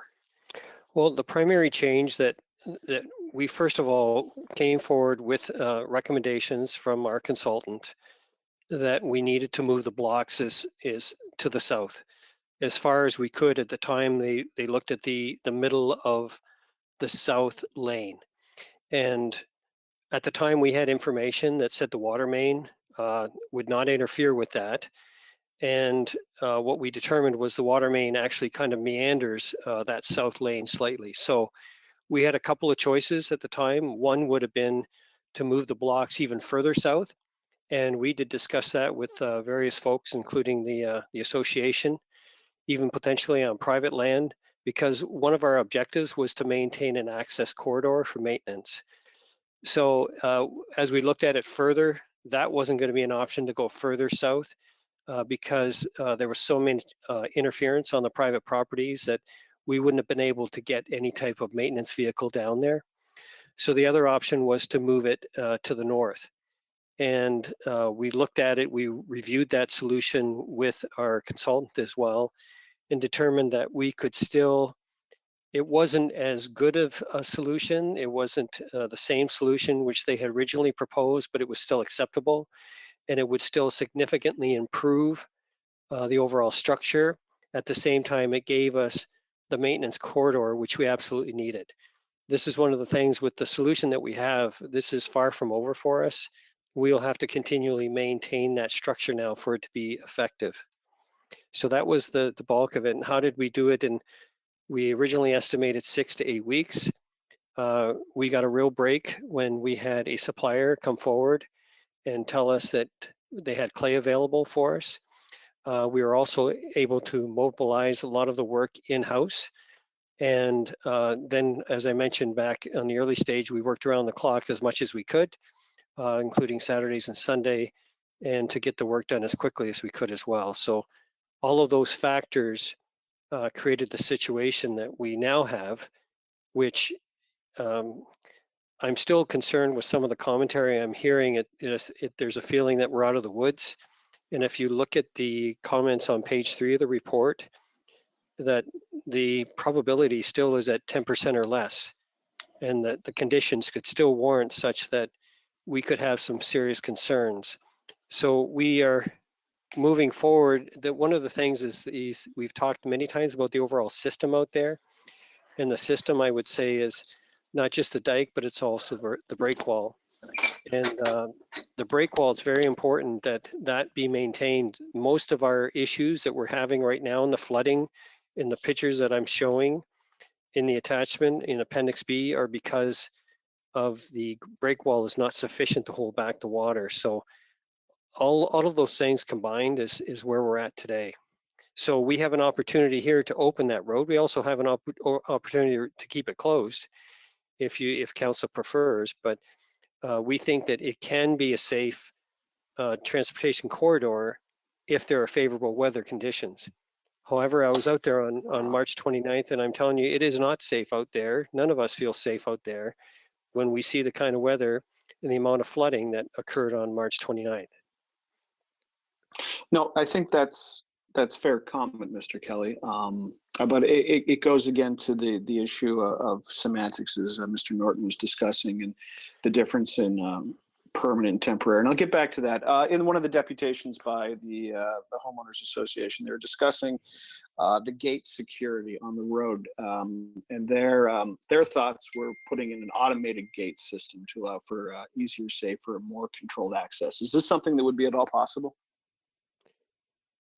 Yes, it is possible. It's going to be very expensive. I have experience with automatic gates, and essentially what we're doing is we're creating a secured area. So I would recommend we outsource that to a security firm. The reason is that what happens is automatic gates are not perfect. They don't always open and close when they're supposed to, and sometimes you'll get cars that will go right through them, causing damage. Remotes often fail.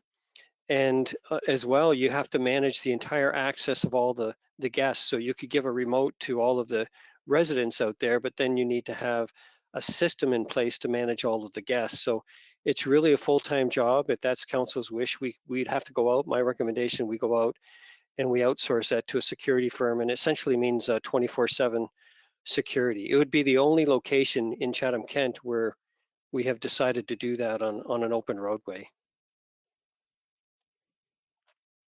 All right, I'll sit back and give that some thought in regards to that one. How would the gate work otherwise? What is your current envisioning of the gate?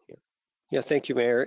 My recommendation is right now, I showed some pictures in the appendices as well of what the gates look like. There's 2 gates, one in the west, one on the east. And it's a very simple gate that open and closes, has a small chain around it with a clip.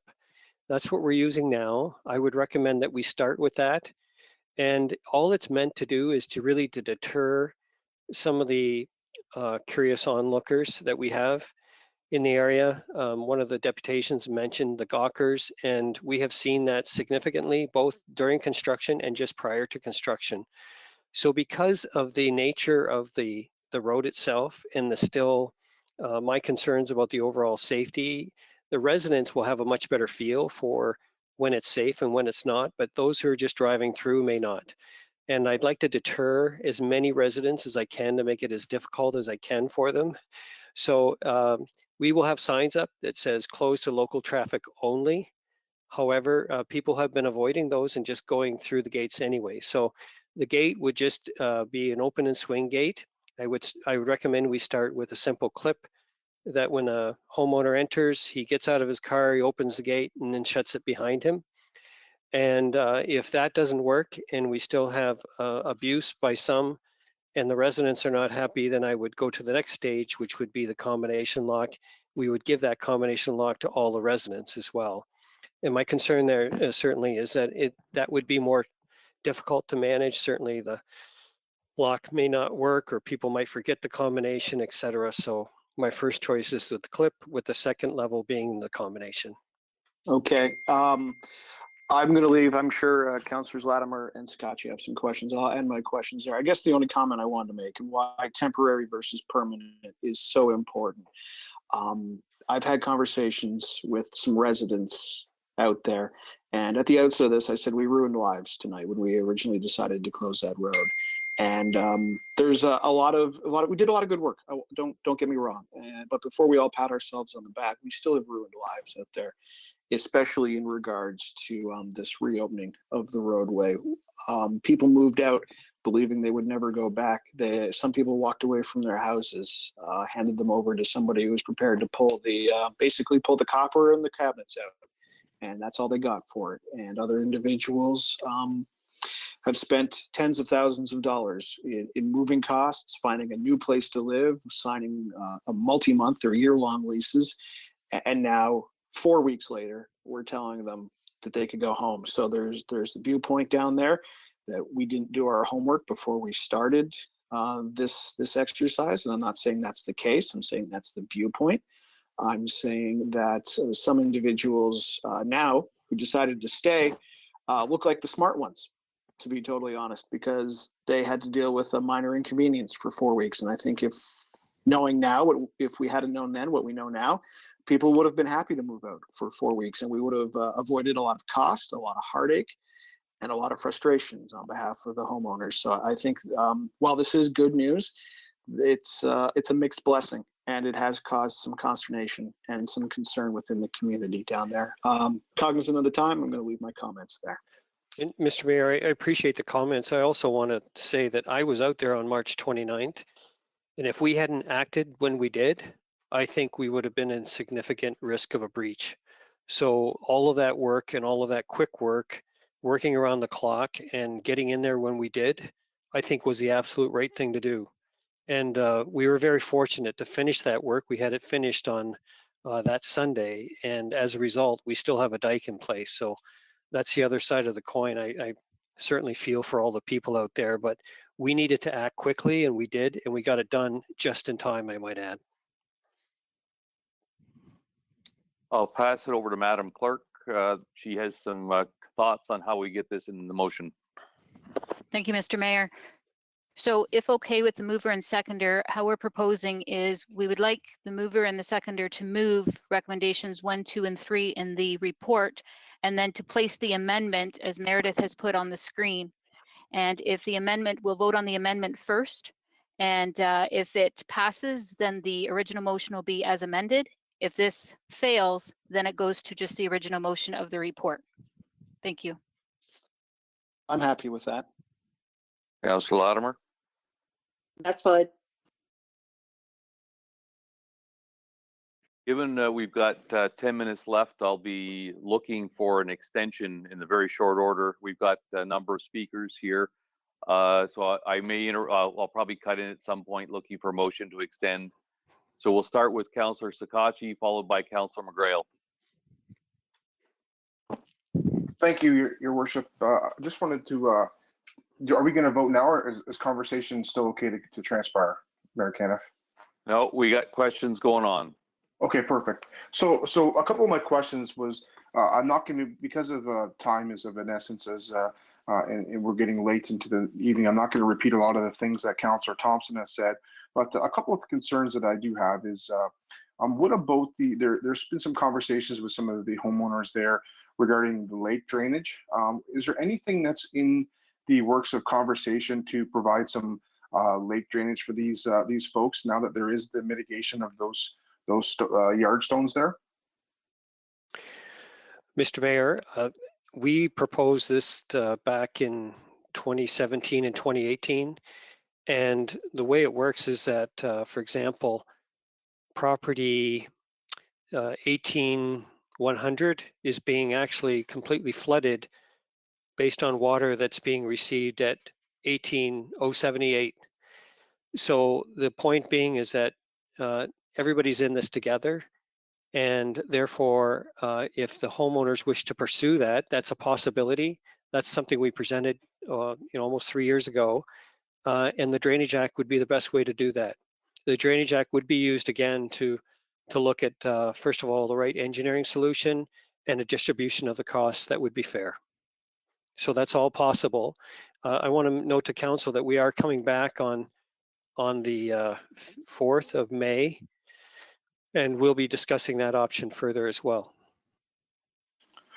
Okay, appreciate that, Mr. Kelly. It's just very important, and I do continue to trust that you're going to be in constant dialogue with the Properties Association, because I know that they've been very appreciative of the constant conversation that you've had recently, and that's going to still transpire.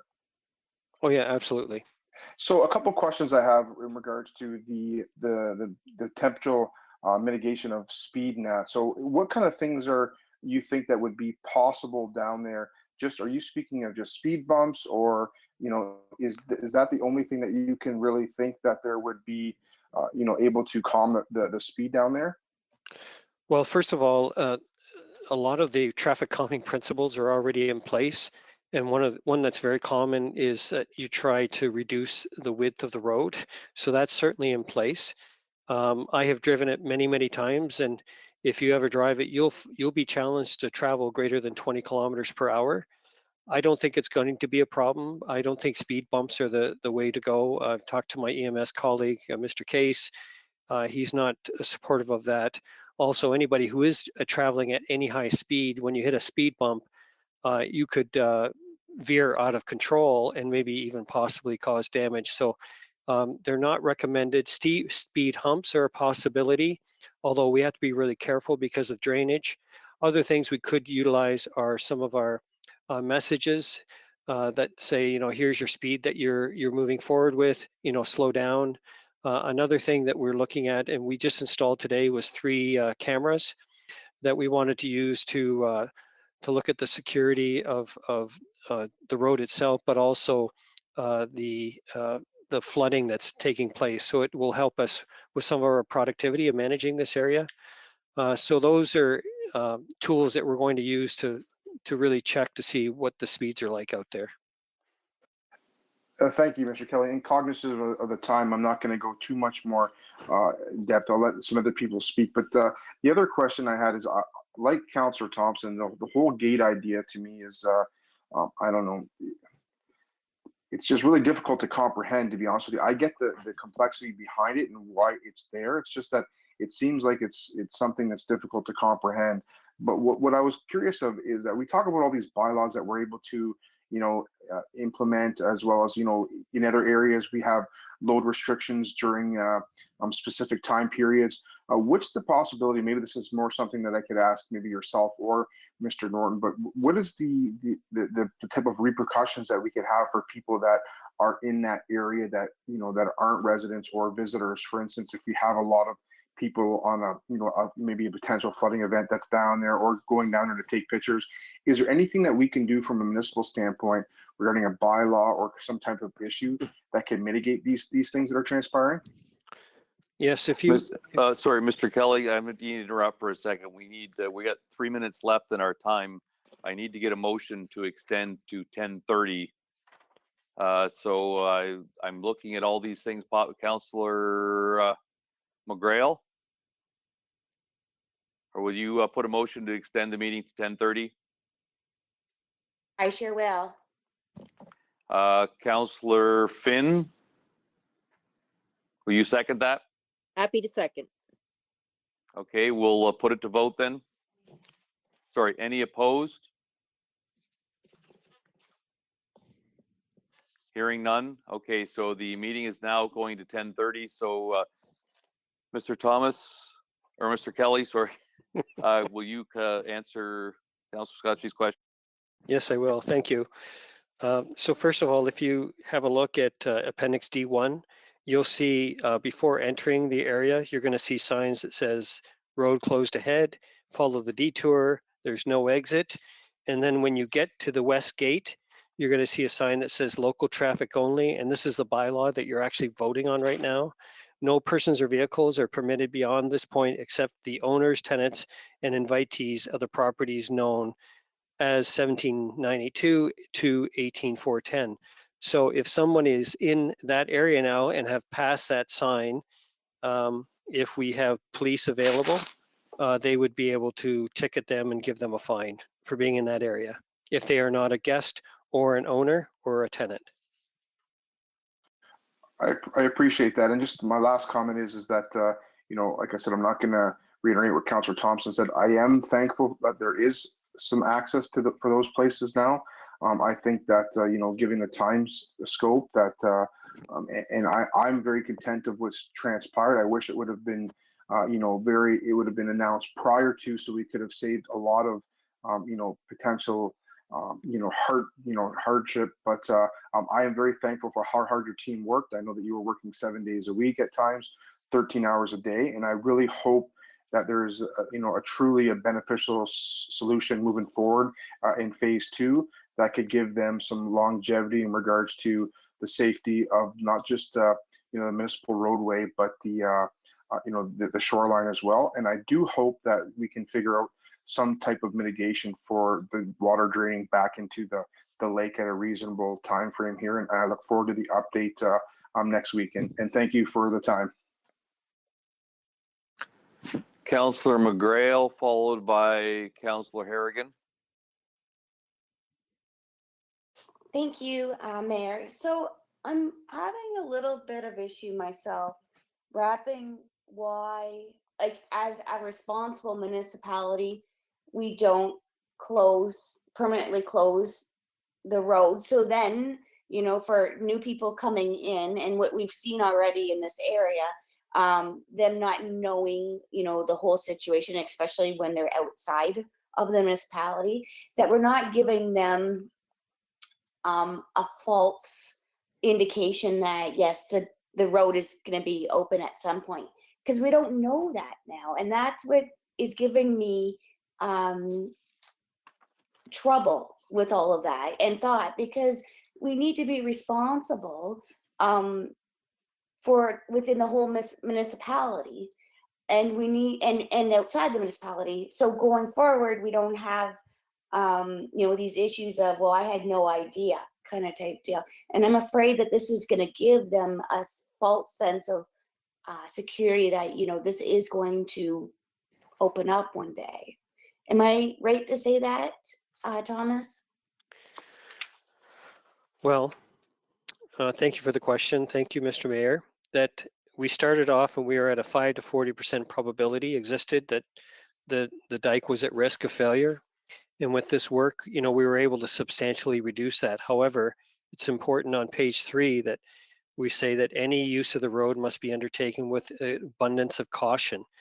And it's essentially, we're comfortable with the road when there are favorable weather conditions.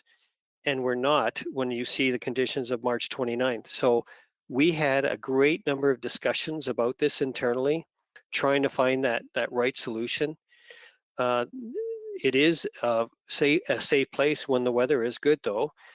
And this gives the homeowners an opportunity to go in and look at their places, check on them. And if there's any maintenance that needs to be done, they have that opportunity to do that. Because again, our greatest risk right now is 3 primary areas where the water is coming right over the break wall and right onto the properties and then onto the road. So this is kind of a compromise solution. It gives them access on nice days. But from my perspective, from my team, every time we have a day like the 29th, we will have to go back out there and put road closed to everyone, out signs out there. So that's still a risk that we have to, that's still additional work that we have to do. So we recognize the importance of the homeowners gaining access to do work on their properties. And really that's the intent of it. The intent is not for people to go and move back in. The intent is for people just to be able to maintain their properties until such time we have a long-term solution in place. Thank you, Mr. Kelly. I agree with you so much. I think I definitely want to say that I agree that, you know, if we can give them access to their properties, we need to do that. I'm just not sure about the amendment part of this motion at the moment, but thank you so very much. You're welcome. Councillor Harrigan, followed by Councillor Pinsino. Thank you, Mr. Mayor. So I have a couple of questions, mainly for Mr. Kelly, but I believe also to Mr. Norton. So in our discussions about a month ago, we spoke a long time about the phrase a temporary closure, and we landed on something like temporary indefinitely. And what I'm seeing in these amendments has now a timeline of 1 year before we revisit. Through you to Thomas, can you confirm, I believe we've heard that the long-term solutions that we would be looking at, well, we don't know what they are exactly yet, but they could take upwards of 2 years to achieve. Thank you, Mr. Mayor. So it all depends. And one thing is that we are coming back to council on May 4th, and we're going to give you some options to consider for the long term. And one of those is the Drainage Act. So with the Drainage Act, first of all, you need to get all of the signatures in place. You need to have a legitimate drainage or a petition, and we assign a drainage engineer, and then he goes through the process. We believe that he can provide a very preliminary report fairly quickly because we've done so much of the work already, and we think we can have that in 2 to 3 months, and then it'll be up to all of the stakeholders to determine if they want to go to the next step. So it all depends on the level of cooperation and you know, how many people are really prepared to sign the petition and also prepared to support it at the same time, because the Drainage Act is such that it allows for opportunity to voice opinions against the work that's being done by the drainage engineer. So it all depends. Some drainage works can be done in under a year, and others will take 2 years. It all depends on, again, how easy the solution is, the cost, and how many residents are behind the proposal. Okay, so during our previous conversations, I found that I was quite comfortable with or I initially said I was not comfortable using the word permanent closure until we saw what phase 2 would entail. And I think I maintain that. But that being said, I look at the proposals for Erie Shore, like again, what's in front of us on the screen that Councillor Thompson's proposed to put forward. And I'm also not comfortable with the clause after the comma, effective as of the date of passing of this bylaw for a period of 1 year, ... So I'm wondering if there's any opportunity to either make a friendly amendment or change those bullets so that we could vote on kind of the 2 portions of that clause separately. So the friendly amendment would be to remove everything after the word effective in the first bullet. That's not friendly. No, I don't mind separating them out though. Okay, then I'd like them to be separated. The next question that I have is, I believe directed to Mr. Norton. Reading the fourth bullet on section 3F, can you explain to me what, not necessarily giving legal advice, but translating what that means in practical terms?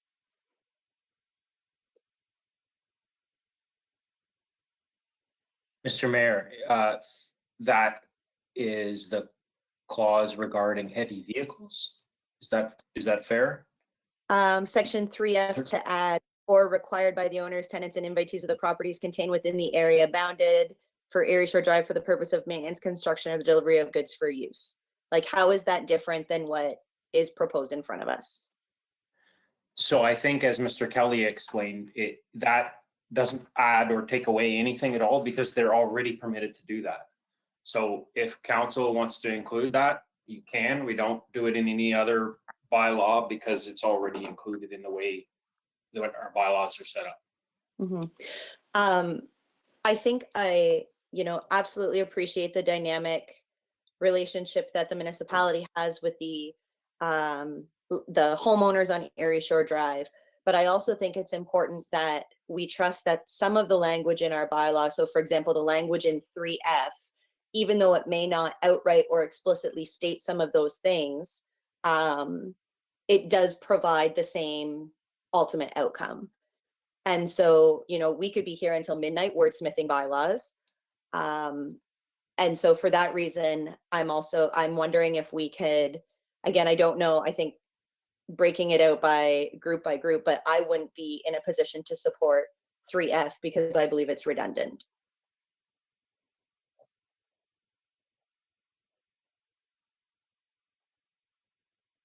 So I'd like to pull out 3F as well. And those are all my questions and comments. So to clarify, Councillor Harrigan, you would like the first bullet point, section 1 as a separate vote and section 3F as a separate amending vote? In the first bullet point, I would like... Just from effective? Yes. Okay, we'll work on that. Thank you.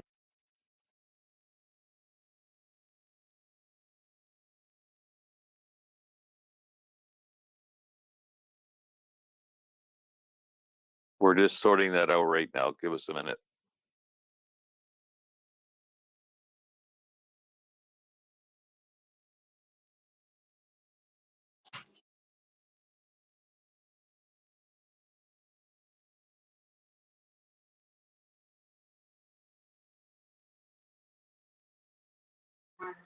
I guess we're waiting. Maybe Councillor Pinto can ask his question.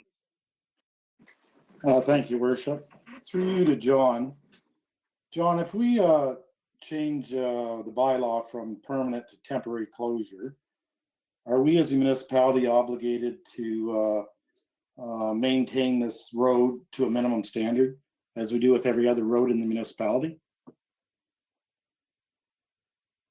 Mr. Mayor, so no, when you say this road, I'm assuming you mean the part that we're closing, which is the part that now has the dirt and blocks on it that you wouldn't be able to drive on, that is the north lane. So if that's the part of the road you mean that we're going to close, whether we've closed it temporarily or permanently, we do not maintain it. Okay, I just don't think we've seen the high point of the water yet. I think we've, come even into June, it's still going to be going up, and that road's going to be underwater, and it's going to deteriorate more. I'm a little bit uncomfortable with getting an email at 3:30 today, and then we're doing bylaw changes on the fly. That just, I don't know. And it's easy to sit there and say that we disrupted and even ruined lives with our actions to protect the dike. But when you look at that storm we had on the 29th, we would have had a lot bigger problems if that dike had breached. And we did what we had to do at the time. This option to let them back in to fix their properties, and don't be confused with the fact that they can move back in. It's you know, it's one of them hard choices you make. This road will never be a road again as it is there now. It's always going to be what it is. It's going to be an access. So until phase 2 comes along and we have options on whether we put another road in there or move the dike over, whatever we do, this road is permanently closed anyway. I have a problem with changes on the fly. I want to support the original motion, and I'm not going to support the amendments. Thanks.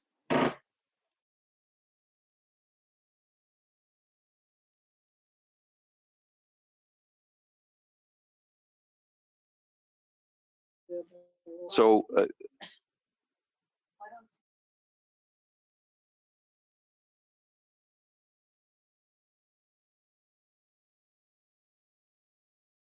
Councillor Harrigan, do you have anything else to add? Well, they're still sorting out your amendments, or separating a couple of them. Anything else to add? If not, I will go to Councillor Latimer. No, I don't, but it wasn't me who last had the floor. I believe that was Councillor Pinsino.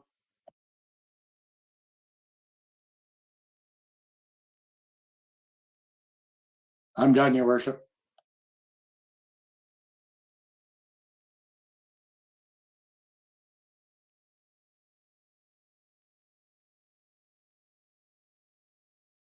So yeah, Councillor Pinsino, thanks. Councillor Harrigan, there's nothing else you want to add? We're separating out, I think. Have we got those two separated now? So Councillor Harrigan, you want to just look to make sure that those are just confirm? Yes, that's, thank you. So just to clarify, bullet point 2 that you see on the screen and bullet point 2, 4, 5 will be pulled out separately, and we're just setting those up electronically for the vote now. So there'll be technically 3 amending, and then we'll go to the main motion. Okay, I'll go to Councillor Latimer, and then I'll go to Councillor Thompson, and then we'll put it to vote. Thank you. Just with your view, looking at the time, most of all of my questions have been answered. Thank you to all the previous councillors for asking those. I do want to say thank you to Thomas and team for not only getting this work done in half the time that we anticipated, despite the fact that what you found out there was not what you expected, and that in fact changed the course of action, which we've talked about tonight. I want to thank you for tonight describing additional traffic calming measures, what those mean, and appreciate you agreeing to continue with open and honest dialogue between the property owners regarding the management of that gate and ongoing security measures. I appreciate the patience that all the councillors are giving this issue tonight. Looking at the time, hindsight is always 20/20, and I know I'm very grateful that through the grace of God that we were done that before March 29th, because the result, as many of the councillors have alluded to tonight, and Councillor Pinsino stated outright, the result would have been devastating and a lot different. We would have a lot different conversations tonight. So our decisions made at previous council meetings with regard to Erie Shore Drive were never made lightly.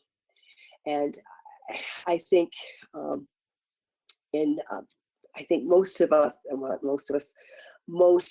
residents understand that with their heads. With their hearts, not so much. And we've already talked about that too.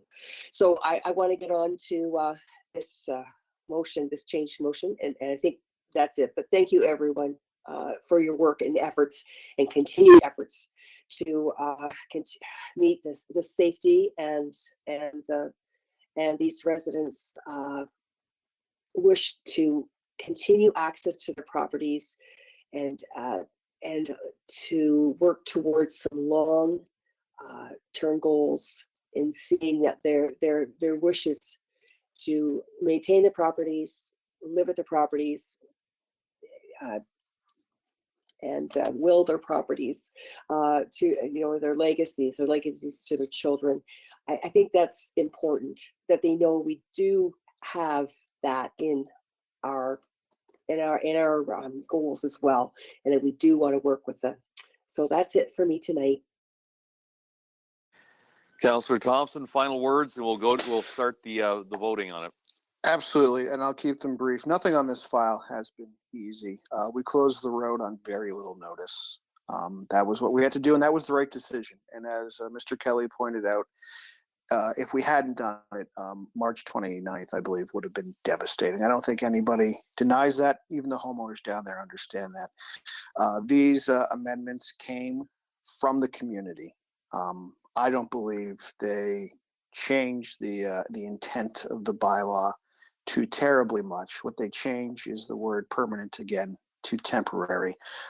Something that carries, to be honest, a lot of weight and a lot of concerns for the residents down there.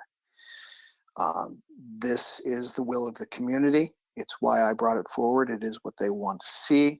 And I would hope that you would consider supporting those changes. Again, the difference between permanent and temporary is it might seem small, but for the residents down there who are very much interested and engaged to find a way forward, it means the world to them. So I thank you in advance for your support. Okay, we will vote on the first one should be on your screen. It's the amendments that Councillor Thompson has put forward, minus the two that Councillor Harrigan wanted changed. So we're going to vote on those four first, and then we will vote separately on the other two that Councillor Harrigan has. So with that, we'll put it to vote for this one.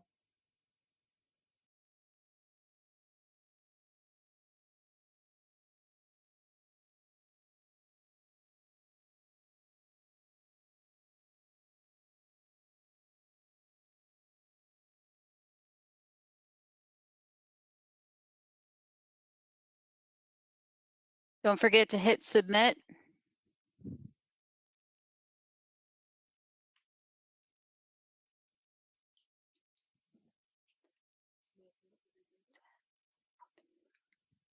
We're still waiting for one more vote to come in.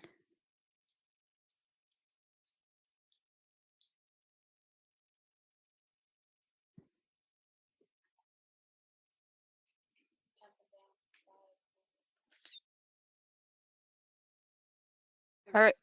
Oh, okay, thank you. All votes are in.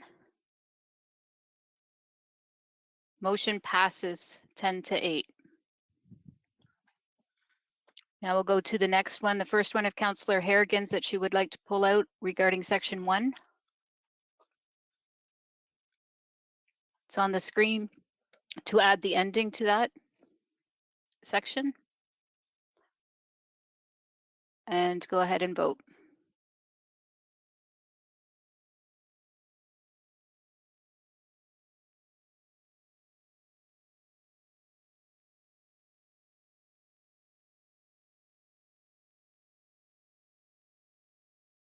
All votes are in. Motion fails, 8-10. And the last amendment for 3F of the bylaw, as you see it on your screen, and we'll place the vote.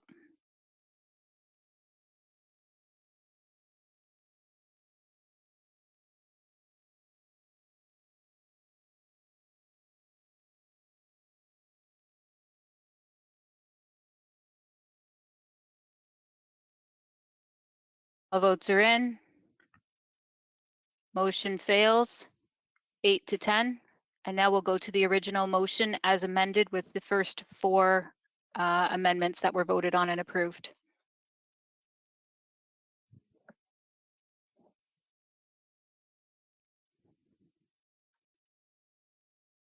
And there we go.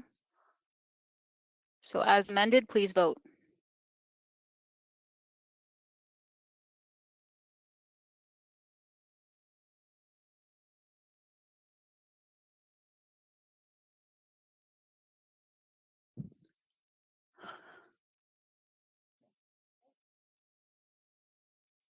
All votes are in. Motion passes. Mayor? Okay, we'll go to the, any new notices of motion?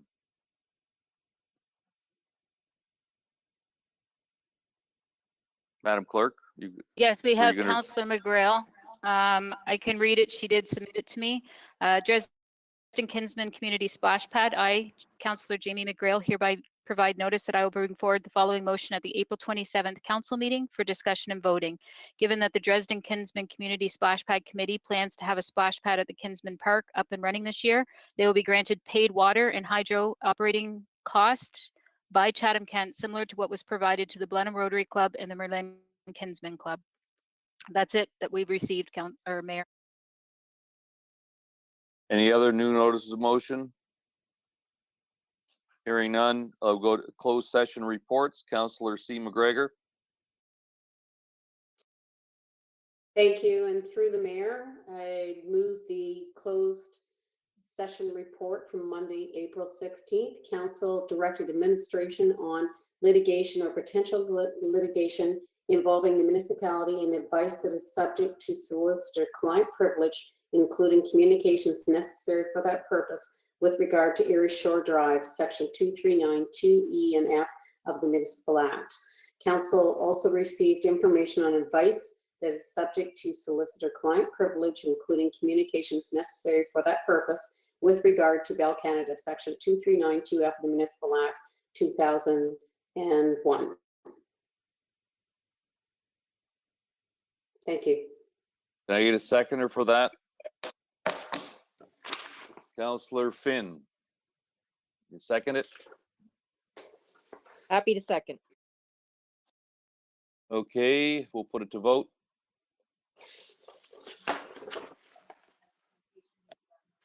Yes. Yes, that's what it's going to do.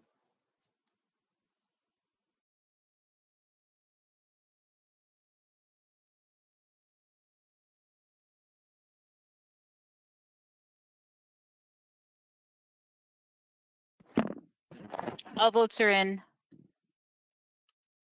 Motion passes 18-0. Approval of communication items. Any items to be pulled? Hearing none, can I? Councillor Bondi? No. Are you gonna move it?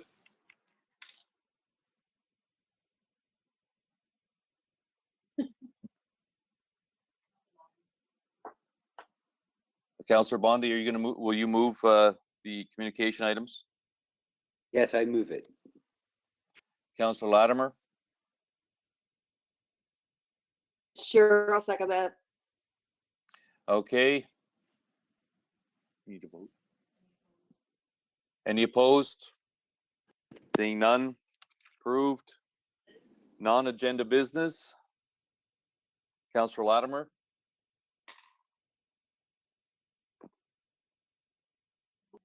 Through you, I think I'll take it up with the two staff members in lieu of time, but we can defer it for another night.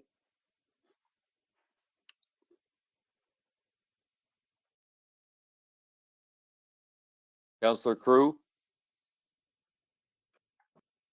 Thank you, Mr. Mayor. I'd just like to just say the emancipation notice of motion that I had brought last meeting that was to come this meeting, we've deferred it to the fall. So we'll discuss that later, and I will represent it. Just was not pressing at this time.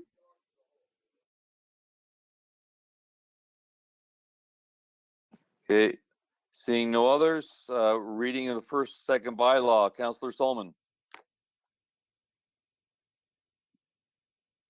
Moved.